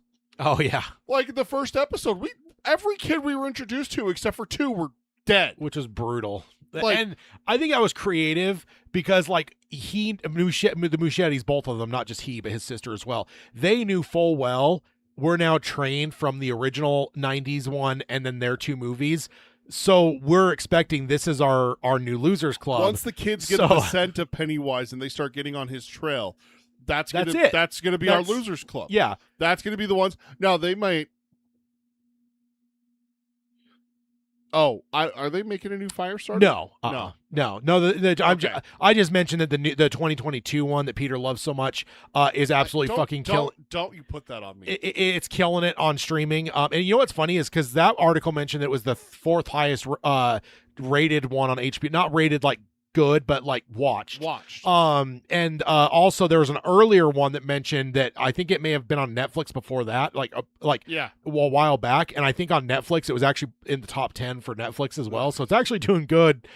You know what's funny too is the Dark Tower also did a lot of numbers on Netflix, so yeah, kind of interesting. But I mostly brought it up for Peter's sake to know that there's millions of people currently experiencing that. You give me some good news, you give me some bad news. You just like rubbing salt in the wound at this point. And on top of that, there's a lot of people that's probably their first experience to Firestarter is watching that adaptation. So. They don't have the experience of the karate chop. Face karate chop. Love face it. Karate chop. Sorry, what were you saying? You're eating crow. I'm eating crow because I really was like, oh my god, they're gonna make this whole show about the kids. adults. Yeah, They're gonna make it about the adults, and I don't care about Air Force and the indigenous people and the circus from 150 years ago. I don't give a shit about this. I care about the kids. Like, Yeah. that's it. Yeah.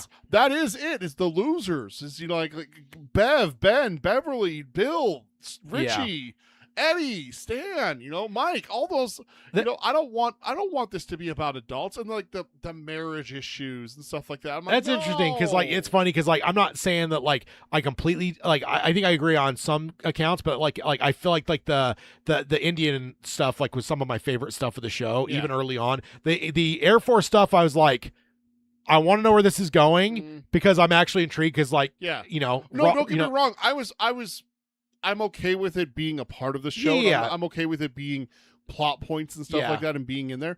I was worried after that first episode and getting into like the second and third episode that was going to be the main focus. And if if that's the main plot is the Air Force and the indigenous people and they're fighting over, you know, Pennywise and keeping him locked up or releasing, we found out the Air Force was planning to release him and unleash that evil on America to keep them tame is one of the stupidest fucking plans that I've ever heard. And dastardly. That's it's so evil. That I would say that we could probably we'd at some point maybe have to look at that where that ranks in the evil of all king universe. I mean, that's right up there with some Randall Flagg shit right there.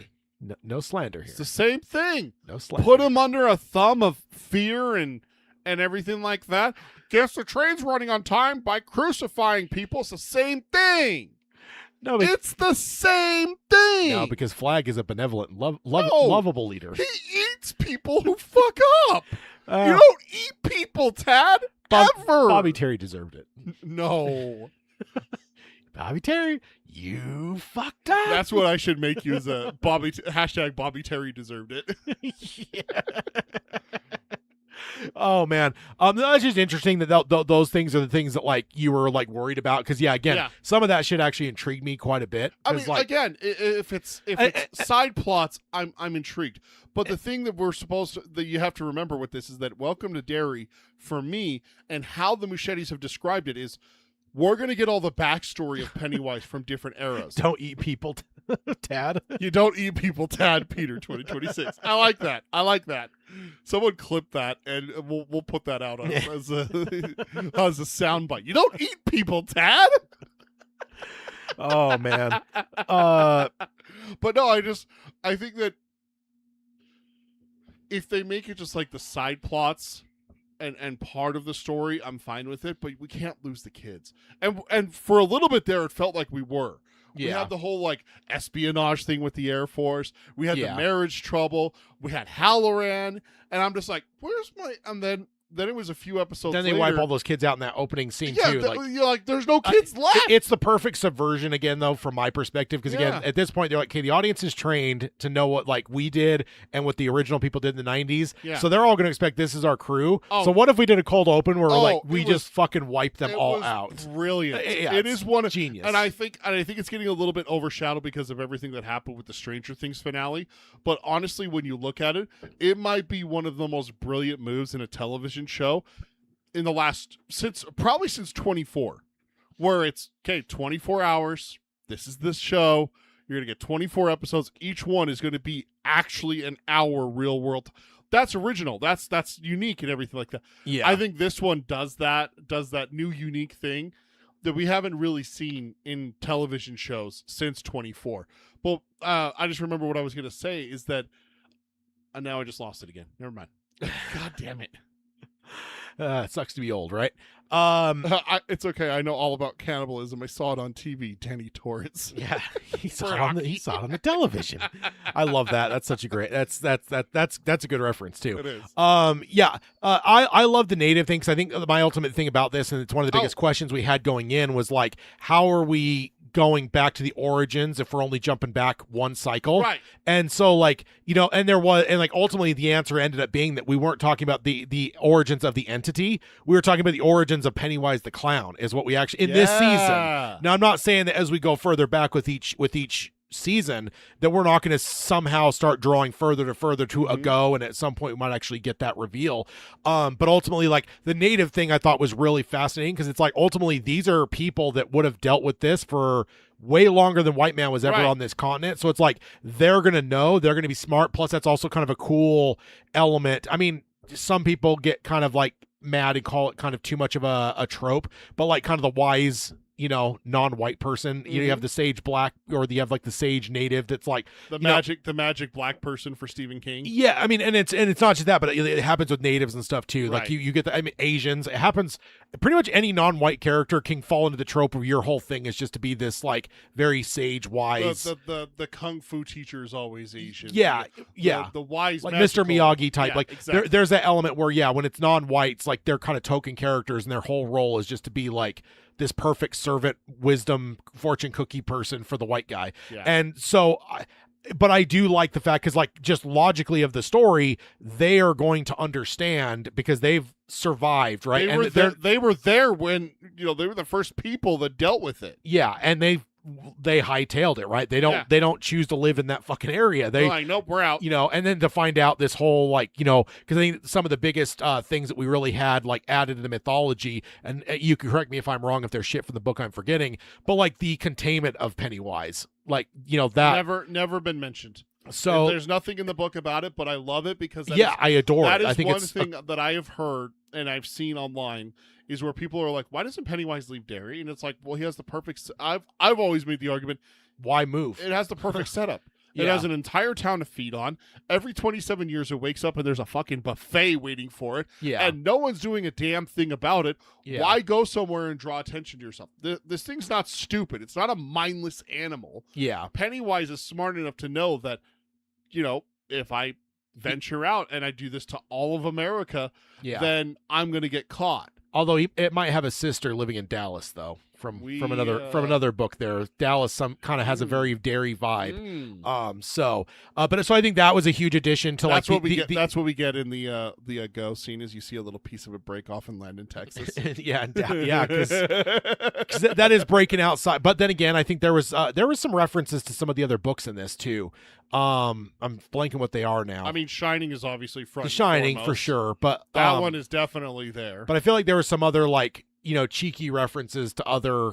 Shawshank was mentioned. Shawshank, once. I feel like there was something else that was a little bit more subtle, but it's been too long since I watched it. I meant to rewatch it over the break, but never got around to it. So, but I think they did a good job of, like, because there was a few times where I was like, oh my god, I didn't think they'd actually like make a reference to X or Y, and it's not Shawshank or like those, because again, I said it yesterday in our hangout, where it's like I almost take that kind of shit for granted, because it's just like, yeah, Derry's just a town that's in the next county, and Shawshank is going to be the prison that people go to, so it's like the prison. I don't get as geeky about like, oh my god, this book mentioned like, you know, it's just, I take that as a matter of fact. But there was something in this, and I want to say it would have been like something like 11/22/63, or no, maybe they mentioned something from one of like the Castle Rock realm. There was something mentioned in there that was just like, oh my god, I can't believe they actually, you know, hit that or whatever. So it's just cool stuff, because it was like stuff that wasn't particularly, maybe there's even some Dark Towery stuff, or like some of the turtle element stuff where there was like, definitely some Dark Tower hints there with maybe that's what it was, is there was like when you're coloring in the lines of the turtle, because there's turtle stuff in it, but I feel like there's a couple times that Muschietti let that pencil slip outside the line a little bit into the more Dark Tower realm. And that's where I think that was some of the shit that geeked me out, where I was like, and I'm sorry I can't remember the exact. Just a quick Google search. There is a reference to Cumberland County, where Jerusalem's Lot is, and the Boone brothers from the short story Jerusalem's Lot. Okay. The mist, the spreading fog in the final strongly evokes the hazy supernatural mist from the mist. A lot of conspiracy theories online thinking that had something to do with Project Arrowhead, but that's pretty much been confirmed that that's not. Right. They're not related.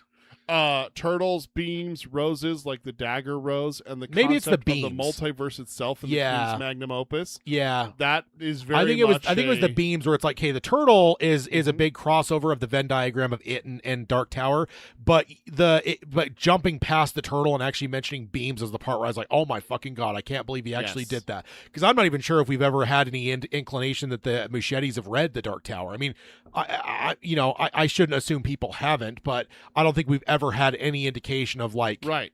whatever. So that geeked me out a lot. So we've had that edition of the containment of him, or it, I guess. We also, I think the other big addition was the actual Pennywise, the dancing clown. I think that to actually fully spell that out, and I think the Machetes did a great job of, like, we had a tease of that, right? Because we saw the old lady in the was that chapter 2, right? Yeah, because it was the adult Bev, and it's like, Fada was in the so it's like Fada. Yeah, so it's like that was like an awesome, like, it's almost like they set the stage for that, but never fully paid it off.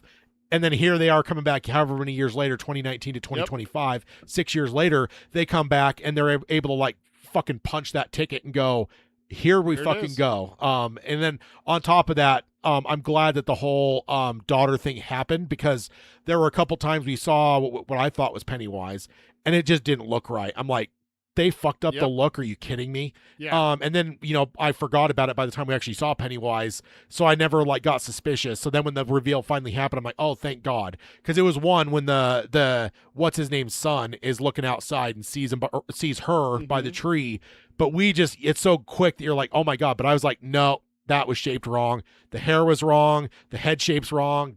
If that's Pennywise, Machete just shit the bed here. Or the Machetes shit the bed. So that kind of panned out. But I would say what do you think of the dancing clown element? Like the addition, like the fully spelling out of that origin story, which came late in the show too. That was only like the second to last episode. Yeah. Where we finally found out how he ended up with Bob Gray in the cart and all that stuff. Yeah. Ends up down in the sewer with him. Yeah. Or maybe he doesn't. I mean, he can make things out of nothing. So yeah.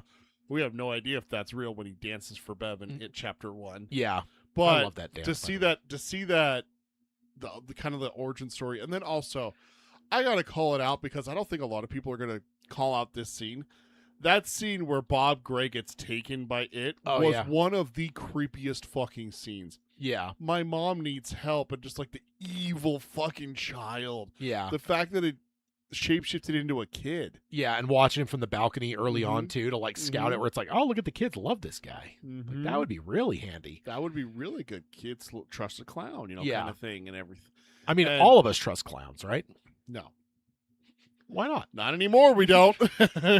And also, I have seen some memes where people have put it together where it's that scene, and then they put in the Interstellar, don't let me go, Murph. Because you actually kind of feel bad for him too, because it's like he may be kind of like a little bit shitty in that scene, where at first he's like, fuck off, I'm not helping you, I'm off right now or whatever, but it's like eventually though he does see the better of it, where it's like, all right, I'll fucking help you, and you kind of feel bad where it's like, come on, man. I think it's more like he doesn't want to deal with a kid right then. It's his break time, it's break, but then when he hears the woman scream, it's like he still does the right thing, and it's like, oh, someone needs help, kind of thing. So you end up feeling bad for him, where it's like, it's like, oh, damn, dude, like, he doesn't deserve that. What did you do to my father? Yeah. Oh, I ate him. Yeah. I think I said it before on the last episode when we talked about Welcome to Derry. She has to be one of the stupidest people on the planet. No, the general. The general is the dumbest person. The general definitely takes the cake later on, finding out like, dude, wait, you think that this thing's gonna be nice to you because you released it? You're letting him out. I hate to break it to you, but if you take a crocodile that hasn't been fed in a year and is starving, and you open the gate and go, here, I let you out so you can go eat, you don't think it's gonna bite you? Have dude? you seen that video of the bear that's getting let out of the cage? Oh, the Russian one? Yeah. Dude turns around and like tries to jump on the cage. The guy that and they're like haul ass out of there. Yeah. That's what I was thinking. So I would say, I'm not saying that she's not stupid, but I will say at least she has that. She's not the stupidest. She does have that mental, like the emotional thing though, where it does look like her dad. So it's like, if like you can at least see where her delusion is coming from a little bit, especially she would have been a child, and again, daughters have that connection to their dad way more than their moms a lot of times. So like, for her, and then that's only there is no mom, so then she loses her dad at such a young age. That'd be very traumatic and stuff. So it's like, I feel like you can kind of see the building blocks of like, okay, yes, you're fucking stupid, but I can at least understand your stupidity and what's going on here. Whereas the general, it's like, dude, you've experienced this. That thing almost got you before. Yeah. You can maybe have forgotten something, but you're now back. A lot of the memory is going to be flowing back. Are you fucking stupid, dude. I mean, and there's been a number of memes about him where it's like the dumbest person in the history of film and television, and it's like a picture of him. And it's like, Oh, and then to yell at Pennywise, "Stop! I released you. I command you." Like, what the hell do you think is happening? what do you think he's gonna do? Salute? Yeah. Oh well, thank you, sir. Yeah. Get out of Oh, here. what about the kid from the car scene when he pops back up later God. on? You didn't buy it, right? No. There's some people. I did for a little bit, but then it's like, something seems off here. There's some people that basically believed it all the way through until it happened, and I'm like, what are you fucking thinking? Like, no, he's not going to. Nobody escapes. Like, Well, the thing is that I will say this though, is that is the first time we see Pennywise show up as a kid. yeah. Like, that's the thing, is like when you look at Pennywise. Well, no, he showed up as the Stutter and Bill's brother. Oh, he does show up as Georgia. You're right. You lied and I died. It's true. So yeah, You're right. So stand but corrected. yeah, but there's just part of me that's like, there's no way that kid would have got out. It's not even like necessarily a thing of like whatever, but it's like I think the Machetes did such a good job of the way that was filmed You have to to allow remember, to allow people to get bamboozled with how the does children. How right? does that scene end with him in the car? The little demon baby thing flies and all of a sudden hits the window. You see the window shatter, and you see the pacifier that he had been sucking on go flying out the window with blood everywhere. Yeah. That doesn't happen unless he got hurt. And he doesn't show any mouth injuries. You make a very good point. Yeah, there's a lot of people online though that until the payoff happened, they actually were believing he was actually alive and that was him. And I'm saying you said you got to see for a smidge, but it's like, yeah, there's just part of me where I'm like, yeah, there's not a lot of experiences of people surviving there. Yeah. So, and the other thing I mean, you probably have some notes too, but the other thing I wanted to say, and I think I've talked a little bit about it in one of my short videos. I don't think that we necessarily doubted that Skarsgård was the absolute fucking king of this role. I think he probably won that back in 2019 at Chapter 2. I think between Chapter 1 and Chapter 2, all the respect to Tim Curry, but like he just did something so different and he owned the role so much. And we've been pointing it out for years now on this show, where it's like over the last, since probably 2020 or 2021, like we pointed out that, dude, when Pennywise gets mentioned in an article and they show a picture, It's Skarsgård. 8 out of 10 times it's Skarsgård. It's like, I think it might be a little bit higher than that now. well, probably now, but like we've been pointing it out long before this show was even even conceived. And so like, we've kind of whatever, but I think that like just him having this another go at this role, like there's not even if there was doubt left for anyone, it's got to be gone now, right? Because he absolutely fucking killed it with this performance in this show. Yeah. Like just absolutely fucking incredible. I remember we were holding our breath for a long time there because for the longest time they weren't announcing that he was back, and I'm like, they can't do this without him. No. You cannot recast this role. Like this has to be him. No. But he was literally the last piece that we were ever. I mean, there's other castings that were done later that we didn't care about because we don't know who these characters are. But he was like the last piece that fell into place. It's like HBO's doing it. The Machetes are back. They're bringing in the screenwriter that like they had this whole team built.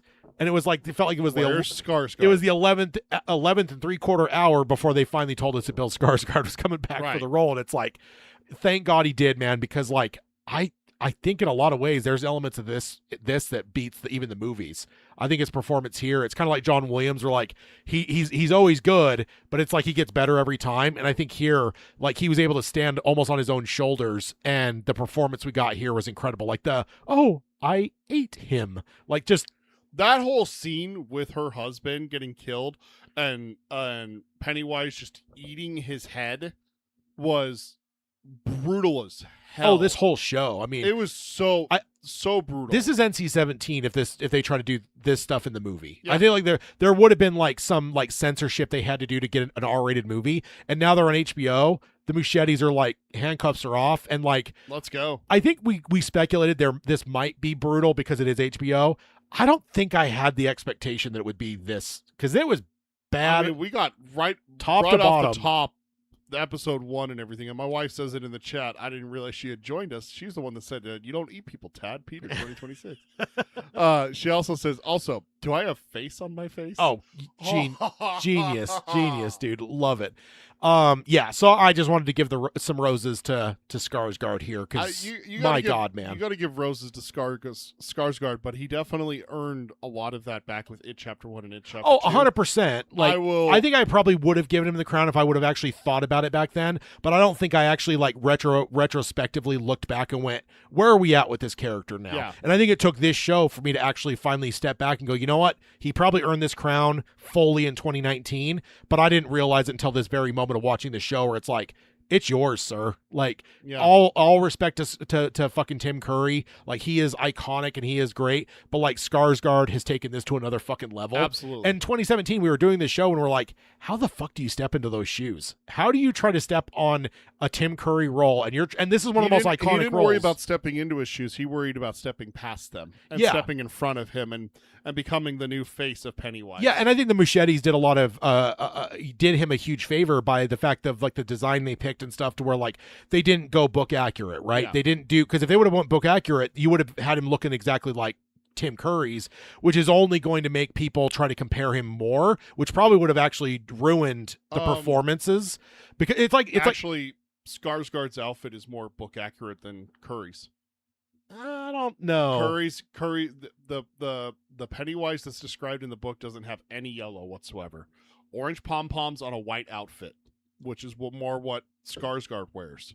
So when you look at the pure clown aspect of it, Skarsgård has a more book accurate costume than Curry does. Curry does more of like the television Ronald McDonald kind of clown. Yeah, which is everything. I mean, that's very much what he's I mean, because there's been some people online that have like read it, but they hadn't watched any of the adaptations. Yeah, and they actually animated it, and it ends up being like pretty much exactly like Tim Curry's. I'm just talking straight costume is the big the costume, the makeup, the hair, literally they did such a good job of basically capturing what was there. So ultimately, for them to basically go, hey, we're going to go like 100 years older of a clown design. Yeah, I think that's some of the favors they did to Curry, Skarsgård, to basically say, hey man, we're not just going to put you in the same costume as Tim Curry, so you have to like now live in that shadow even more. We're going to like completely kind of redesign this character so you can be your own thing. And I think that like all the all the applause in the world to the Muschietis for doing that, because I think that really, because again, I think he would have almost died in the cradle if they would have actually had him full on Tim Curry look, because I think all of us, probably would have just been there, and it would have just been a very much a Curry or Skarsgård. It would have just been comparing the scenes, where it's like when we watch like the Georgie scene, we watch the two scenes, even when you watch them back to back, I don't think there's ever a moment that you're sitting there with the Skarsgård in your scene and you're sitting there going, well, this versus Curry scene, I think it's its own thing. And I think, absolutely, and I think there's a lot of that comes to him too, right? The Muschietis did him a favor by the look, but then also he had to make a lot of choices from the performance realm. And so I think it's a hand in hand thing, where it's like the Muschietis and Skarsgård did a great job of making a whole different interpretation of the character. Yeah. And I think that with that, I mean, like I said, all hail Skarsgård for what he's done with this role, and we get two more seasons. And everything that we say about Skarsgård obviously does not take away from no, Curry. Not at all. That's legendary performance. Yeah, that's my childhood, not our, because you didn't see it till later in life. But that's my childhood, man. And that's majority of people's phobia of clowns. 100%. Right, yeah, we've talked about this before. Is that the phobia of clowns took an uptick in 1990, and there's one reason for that, and his name is Tim Curry. Yeah.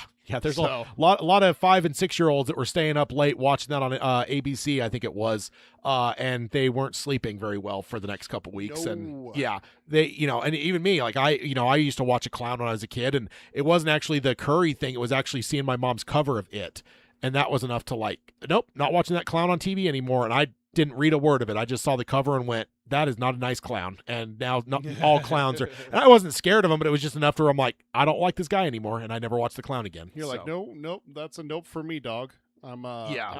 Yeah, and this would have been very young Tad. So, because I think 90, I would have been 4 when, depending on when it came out in the year. So it's like, I want to say our birthdays being later in the year, it's always safe to assume it's before. Yeah, I usually do, because pretty much. I'm trying to think if there's any other things. So I love, I think I've hit most of my notes. What else do you have? I mean, again, we haven't talked about the most important part of this entire series. That is the absolute fucking god of a man.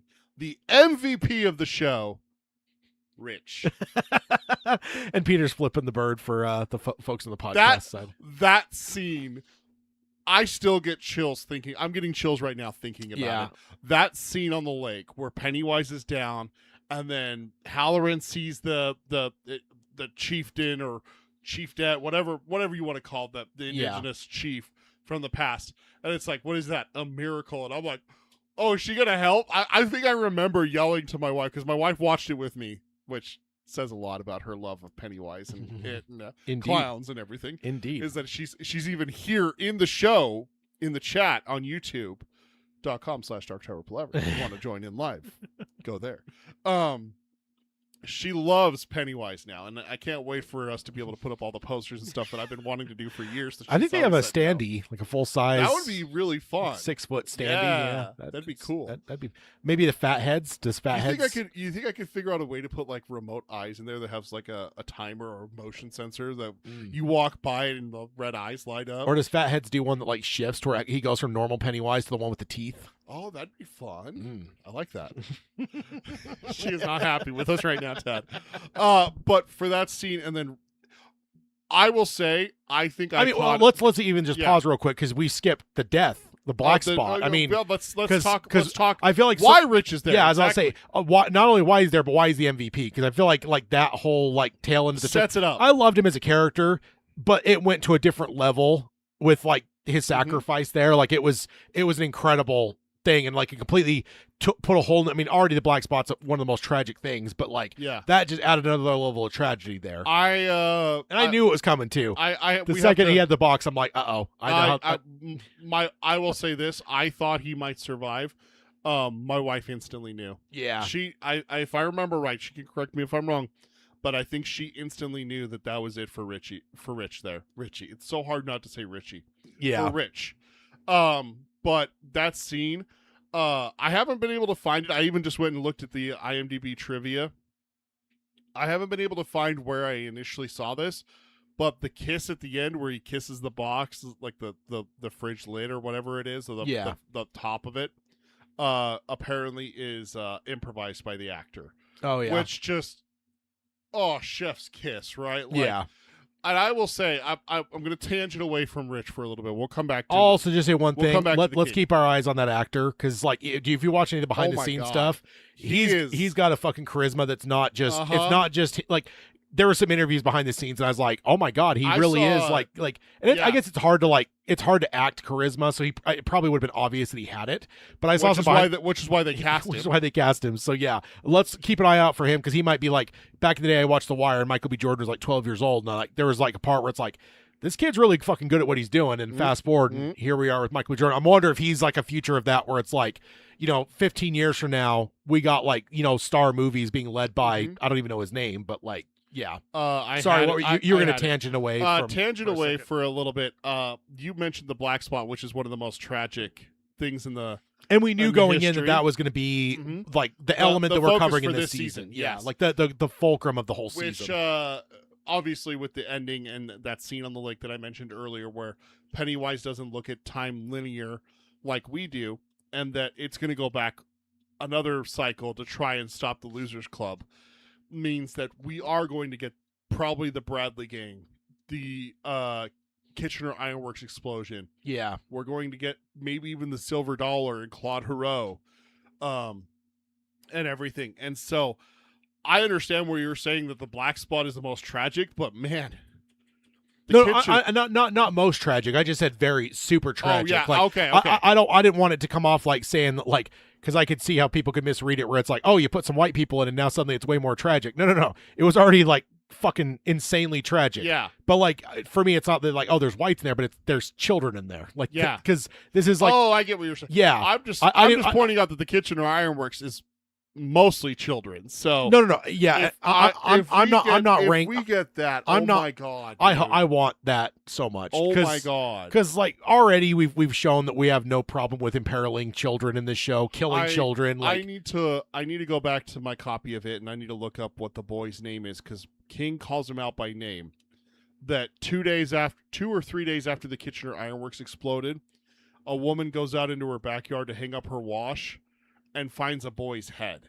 Yeah. And he In the names, tree, right? and he names the boy. Yeah, and it's in the opening credit. You see the head hanging in Yeah. the tree. And it's There's a on lot fire. of references in the opening Oh, yeah. credits. Also, Um, the change, the slight tonal change. Do you notice that? I think we talked about it at one point. Yes, with Where the intro. it gets more sinister as the Yes. season goes. That's Yes. great. But I'm calling it now. In Machetes, I trust that character Will be is one of going the to be one of the people that we know and love. I swear to God, his name's Andy, and they come out and they're like, "Yeah, this is my friend Andy," it's going to be like, "Oh no!" So I think what the best way to do that, if it were me, is I would do it to where I would have the Kitchener Ironworks be season 3, which is further back, like the 1900s, like 1905 or whatever it is.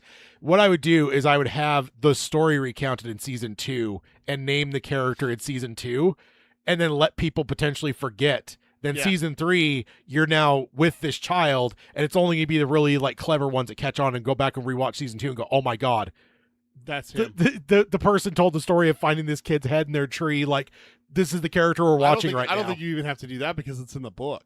Like they name him the character in the book. So if you just drop that name at the start of the season when you're doing the Kitchener Ironworks, and just be like, "Yeah, this is my friend, Andy Sinclair," kind of thing. And then it's just like, "Oh my God, that's him." But I think you got to like make it rewarding for watchers too, to where like someone rewatching it, like they may just Yeah. like breeze by it. They've watched all 3 seasons, but now they're re-binging it on HBO Max, and they hit that scene and they're like, "Oh my God," because by that point they will have spent a whole season of season 3 Yeah. there. Now they're rewatching it, they'll go, "Oh my God, they just found." Fill in the blanks, like, so it's one of those like things that rewards rewatch, because book readers and stuff for sure. And I think like the opening credits, there's a lot of good references for Oh, yeah. book readers there. For sure. A lot of turtle references too. And I think that's done with a point. A lot of people have pointed out, it's even in the trivia on an Internet Movie Database, that Lily survives the movie theater because she has a turtle charm on her Yeah, wrist. they didn't really ever go back to that super hard. Like, it was given to her, and it was said it's brought me luck and protection and all that, like whatever. And it's like, again, us Dark Tower fans are Hey, us It fans are doing that. I mean, let's be perfectly honest. That's a huge part of the It book, is Maturin and everything. That's true. I hate to break it to you. There's more turtle in It than there is in all 8 of the Dark Tower books. Well, we get more context of what the Guardians are in the Dark Tower. The Guardians, yes, but Maturin is different than a Guardian of the Dark Tower.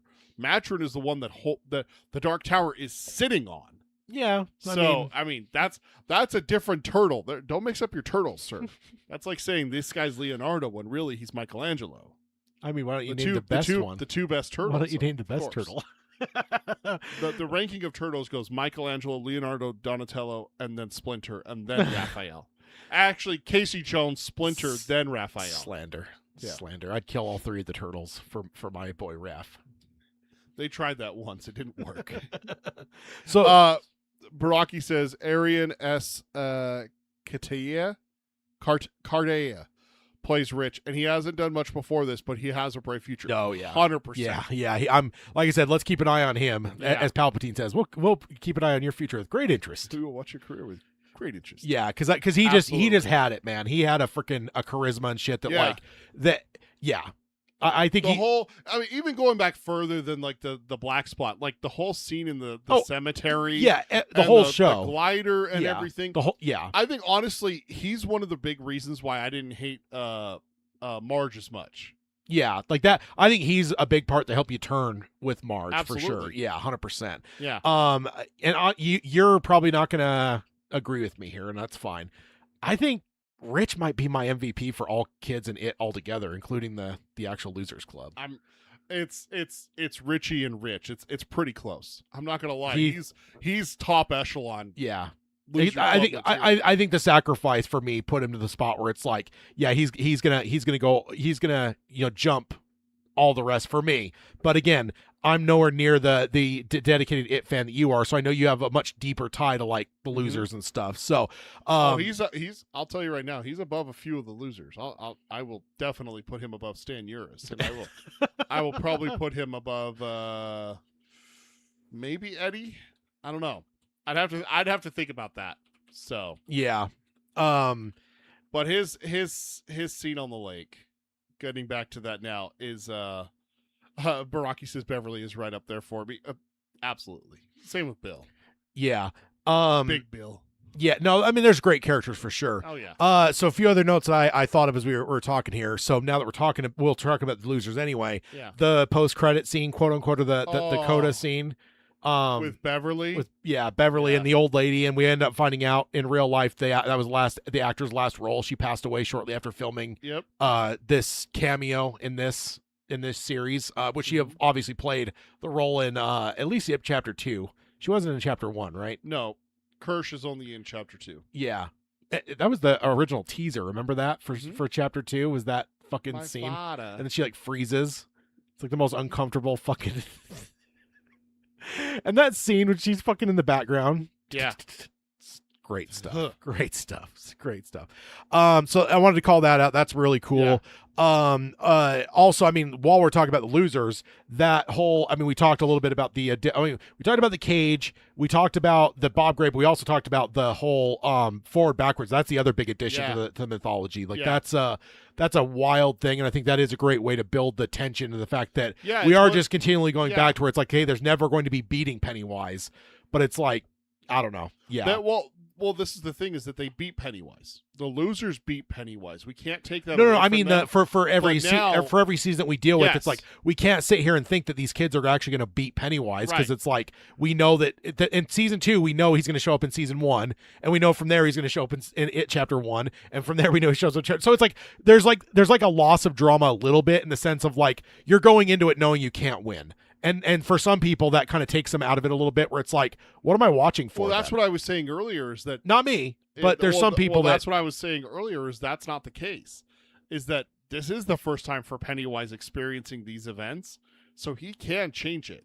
So what I'm saying is that Stan's uncle didn't die, as far as we know. It's never mentioned in the book. It's never mentioned that his dad's brother died at a very young age in a tragic accident in a movie theater or anything like that, or just disappeared. Yeah. It's never mentioned. So realistically, the Machetes could be laying the groundwork, and I'm not saying it's true, but I see it as they are setting the groundwork for that. Pennywise is changing the past. Now, has he changed it enough to where the losers don't win in It chapter 1 and 2? No. He failed season 1 to do that. And that's where he was telling Marge, okay. So you're saying they might be able to throw season 1 out the window in some extent with what happens in season 2? Not necessarily. I look at more of a...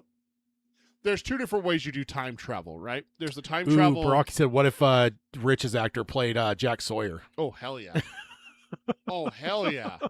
The charisma of a B-rate actress son and everything like that. Absolutely. Yeah. But what I'm saying is that there's 2 different ways you do time travel.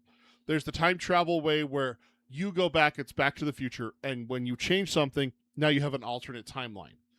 But then there's also the I think more Harry Potter in the Prisoner of Azkaban with the time turner, where you go back and you find out that things that happened were because of time travel, but you didn't know it.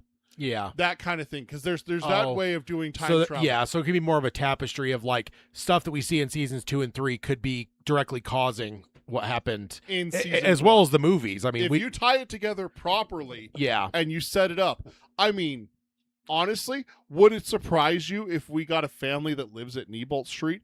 They've alluded to it that is like the center hub in the movies proper.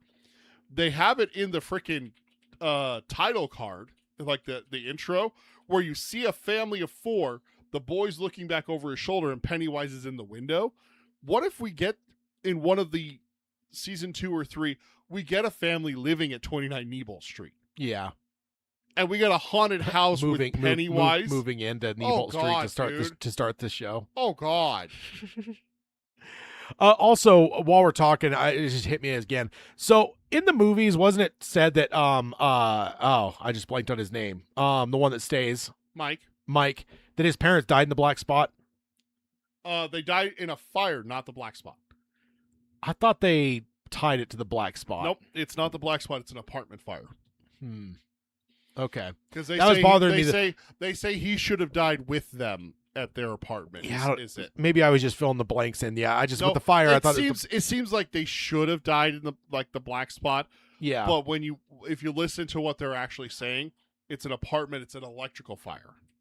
Okay. So yeah, that bothered me all throughout the whole show because I'm like, hey, the parents are going to die. And then when they did, I'm like, wait, what the fuck? It has been a while since I watched the movies. So Yeah. I need to I give them a rewatched rewatch. them. I rewatched them this last year. So Okay. And then also we kind of have alluded to it a bit, but also the fucking banger of the opening, the intro. God. Oh my god, it's so good. It just gets in my head at times. It's the most like Smiley. I love it, dude. It's so good. If we didn't have to worry about the copyright strikes, I'd probably put a button to play it every so often. That would be something if just had it on a phone, because I've caught my wife humming it a couple times. Oh, that's good stuff. Now she's such a Pennywise fan. I mean, yeah. Well, I'll still have to look up if they make it. She just wrote in the chat, it gets stuck in my head too, and I don't like it. So the other thing is and I don't know. I'm not doing this to try to be like clickbaity or anything.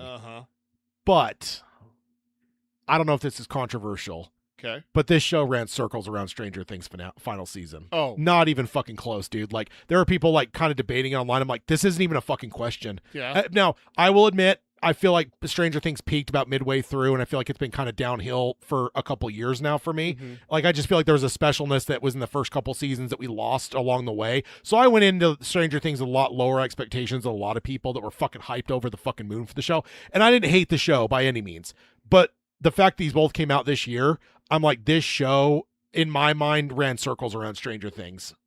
I think final season, not the whole show, but the final season. I think there's definitely a letdown a little bit for Stranger Things. We're going to talk about that on Geekery Abides.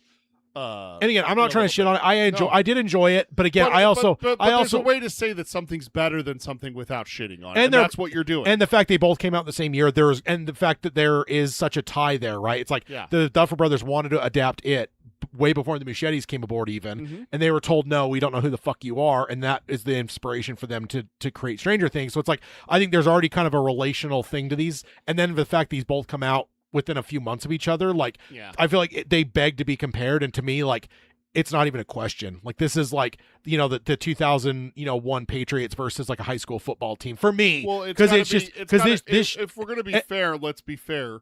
Stranger Things season 1 versus Welcome to Derry season 1. But I think that's, and I wouldn't say that. I would compare it again because it's where they're coming out this year is the thing. Because again, and also very very close to each other too, and I think that, like, and again, it's not shitting on Stranger Things as much as it is the strength of this show. And again, also going in, I kind of was bracing to an extent where, like, I wasn't sure this show is going to be like nearly as strong as the movies and stuff. Like, it's like, okay, I kind of get what, like, we covered a long time on the show, like the interviews with Machete about kind of what the idea of the show was. But it's like, okay, that could be cool, but it almost feels like an afterword. And it's like, okay, so you're going to grab some things that were in the book that weren't in the movie. You might be able to put something together that is going to make some money, but, like, it's probably not going to be anywhere near close to as good as the movies were. That was just my expectation going in. And they both just knocked my socks off. Where, like, oh my God, this show fucking slapped, dude. They nailed it. And I cannot fucking wait for more seasons of it. Yeah. And again, so, and I also, again, I'm admitted my biases. I can't even remember where it was in Stranger Things where, like, I feel like they kind of peaked, and then from there it was just a little bit, and not going down like bad, like not like Game of Thrones, like not in that realm at all, but just in a realm where, like, I felt like it felt less special in the back half of the whole series. So I think it's exactly that. I think it's season 3, The Mall, with the mind flayer and everything like that coming in and absorbing people and stuff. Billy, that, I think that season was peak Stranger Things. The season 4 was good. Season 5 was good. Yeah, but it's not as good as 3. Or even going back to 1 and 2, right? It just doesn't match that level of like what those early seasons were. So I kind of went into this season, like, for Stranger Things, bracing for, like, you know what, this show has been kind of dwindling for me a bit, so I'm not expecting, because there was people I talked to, like people at work where I get my haircut and stuff, that were like expecting this to be like, this is gonna be one of the greatest seasons of television ever, and like the expectations they had were off the fucking charts. Well, and it's like, I understand the expectations when you take 7 years to make it. No, yeah, 100%. Like, but I think for me, great, you got the time, do it right. Yeah, 100%. And for me, also, did you see the fucking Duffers bitching that Netflix is rushing them? I'm like, Don't say that. Do not say that, because you took way too fucking long on this. Did they take an actual 7 years? I think it was 7 years, wasn't it? No, it hasn't been 7 years since the last. Probably 2 or 3 years since the last season. But it's like, come on, guys, read the room. Don't bitch that Netflix is rushing you, because they had every reason to rush you. You were taking too fucking long. Season 1, 2016, Season 2, 2017, Season 3, 2019, Season 4, 2022, Season 5, 2025. Okay. So yeah, 3-year gap. So it's a huge gap. But again, it is a big gap. And Baraki says it in the chat. Stranger Things suffered from the same thing as Harry Potter. The coming of age story is special magic, which dies when they grow up too much. And that's the thing. I don't remember where it was, but there was a certain scene where there was a newer character and they were in with the kind of the core group, and the person was kind of like flummoxed by what was going on.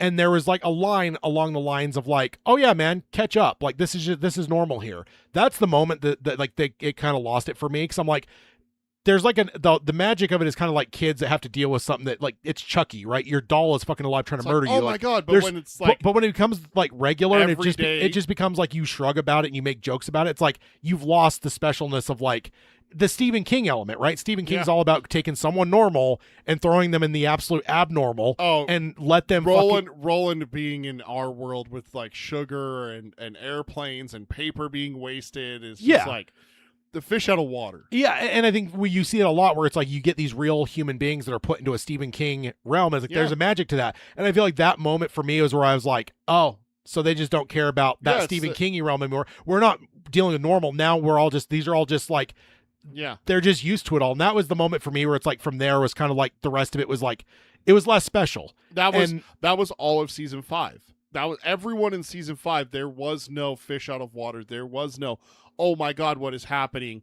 For the core characters. You have the girlfriend, I think that's who you're talking about, is Robin's girlfriend. No, this was a few seasons ago, that the moment that it happened for me. But and I'm sorry, I know we're tangenting, but ultimately all I'm saying is, like, again, I'm not saying this to be controversial, but I do think this show, like, it wasn't even close for me. Well, yeah, we do got to shift back, because we did start talking about it, but then we shifted back to the origin of Rich. But that scene with him on the lake. Oh, we gotta. Oh talk yeah, about that's right. We wanted. We did initially, and we still have a few minutes. So perfect. You did justice. You did justice to our boy Rich, our hero, our king. Yeah. By making sure that we talked about his other scenes that set up this scene.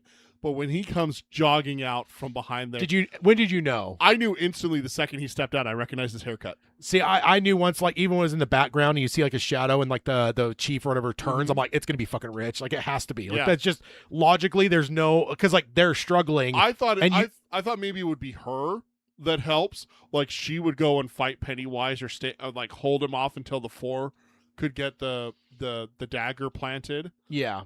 Because you had Lily, Marge, Ronnie, and Hanlon were the 4. Yeah. I thought she might intercede in that respect. Yeah. But then when she turns and he stepped out, I'm like, that's Rich. And I got teary-eyed. I'm like, that's Rich, man. Yeah. That's him. Oh, and then the cemetery. Oh, yeah. You feel that hand on your shoulder? Yeah. That's your son. Like, oof. Oh, that's brutal, man. And not in a bad way, but that's her whole speech at his funeral and everything. Yeah.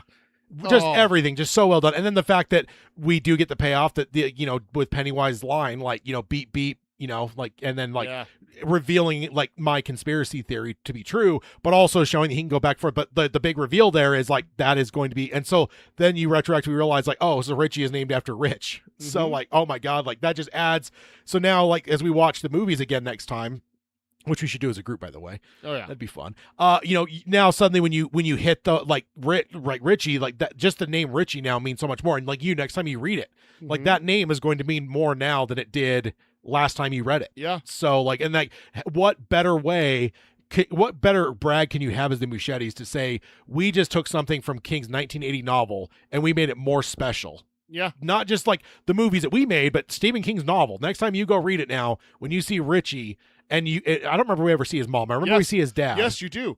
His mom's there for that scene because he's asking his dad for money, and he says, "Oh, mom says no." He says, but, or shut up or something that's a swear word but not a swear word. Yeah, She goes, a 50 swear can word. we please have less language at the table or something like that? Okay. So she does have an actual line in the novel. But it's like, so now when you read that next time, you are going to see her and know that backstory. You are going to now see Rich. Every time you see Richie's name, you're going to know the inspiration That's for his Rich. name. Like, it's just what a brag. I mean, we talk about those rare folks that like surpass the source material, and that being one of the rarest things.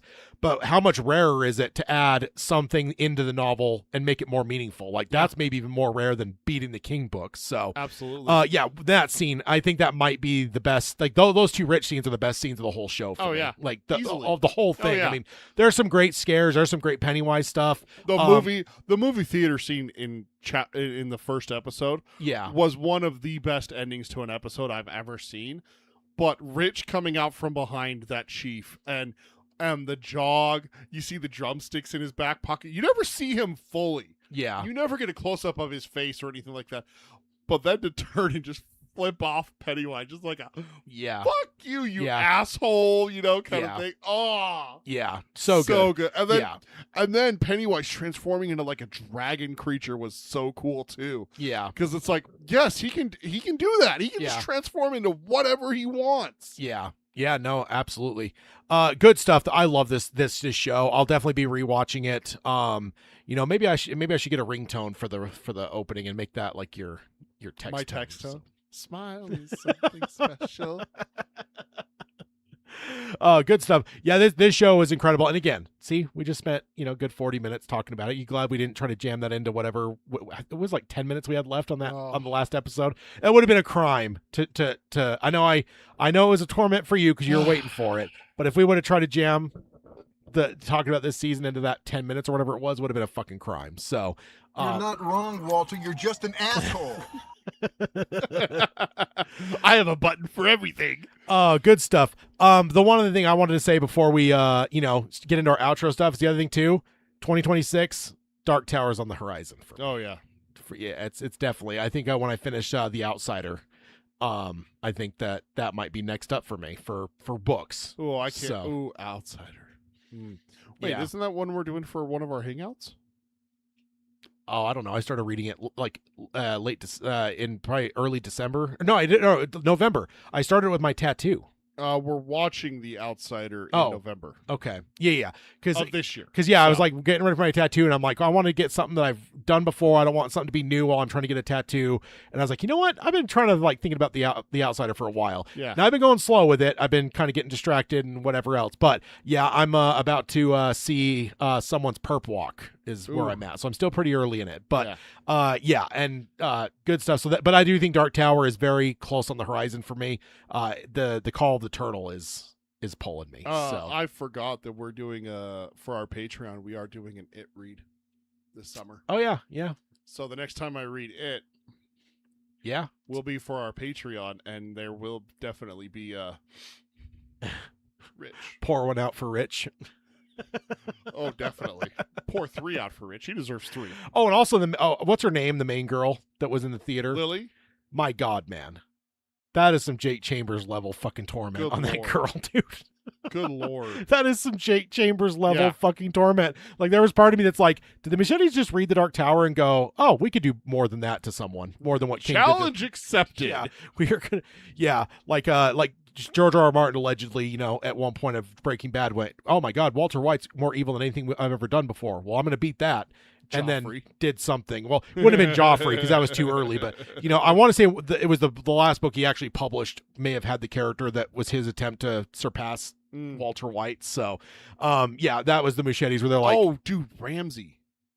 Maybe. The Flayer guy, the one that could be like tortures. I don't know anything Sansa. about the books, but there was a famous thing in the Breaking Bad realm where it was like George R. R. Martin was like, he tortures that one guy. I don't remember. I remember the actor Reek. Yeah. He like tortures him. Yeah. He deserved it.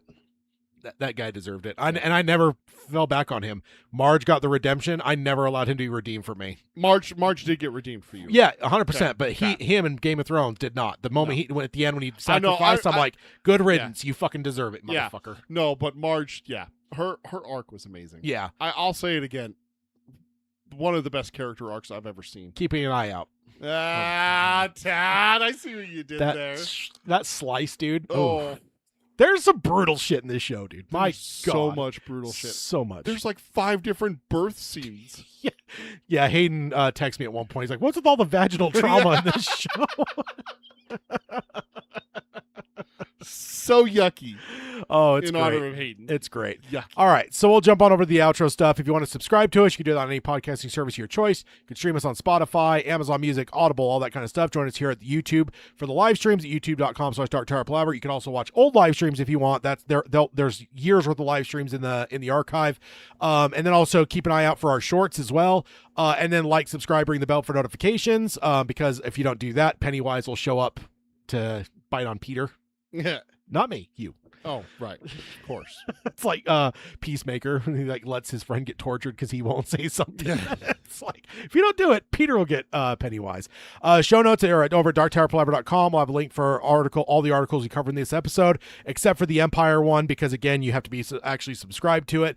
But it is Empire Magazine's January edition if you want to go buy their little subscription and read that issue and then cancel your subscription. And then if you want to support the show, you can do that at patreon.com/darktowerpalaver. And then if you want to contact us, Peter can let you know the ways to do that. Please send in your submissions for March Sanity. March Insanity. Best way to do that is you can do it through any of our social medias or our email. Our email is show@darktowerpalaver.com. I'll even pull it up on the screen so it's the last thing we're looking at here. There we go. The 2 topics. Our threads and Instagram is Dark Tower Palaver, all one word, no spaces. Our Blue Sky account is at darktowerpalaver.bsky.social. And then we're on Twitter. It's at Dark Tower Pod. That's at Dark Tower POD. And then Facebook.com/Dark Tower Palaver. And then get some merch, tpublic.com/users/Dark Tower Palaver. Your wife agreed that we should watch it, so that's awesome as a know. group. Also, she's such a fan. Baraki does says, I don't know, I think Theon did redeem himself a bit. I think he did for most people, but I can be very fucking stubborn when it comes to certain characters. Yeah. And he's one that, when he had his betrayal there, it was just to the point where like there was no redeeming him for me. But I know I am a stubborn motherfucker. And I will say, again, credit the Machetes because they were able to break through that stubbornness for Marge. And I think Rich had a big part of that. But there's times I will just take a character and I will just have a grudge that there's nothing a writer and a creator or an actor can do to break it. I'm a stubborn motherfucker. So for most people, Baraki, you're correct. I do think Theon did get redeemed even way sooner than even his sacrifice. I think when he actually starts helping Sansa and you kind of start to feel for him and stuff, like 100%. But for me, nah. That's a no for Tad. Once a traitor, always a traitor. All right. With that, we'll sign off as we always do by saying long days and pleasant nights. Long days and pleasant nights, folks.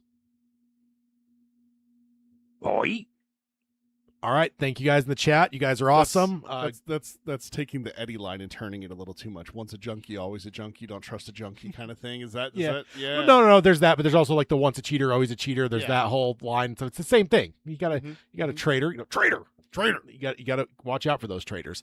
But yeah, we'll see you guys in a fortnight for our third to last until Charyu Tree. We got 3 episodes. Third book club from now is Charyu Tree, so we got 2 more safe ones. Not safe particularly. There's going to be some shit going down, but Charyu Tree, we got a couple respites before we get there. So can't wait for that in 2 weeks. And then yeah, we'll see you guys next time. Bye everyone. See you guys.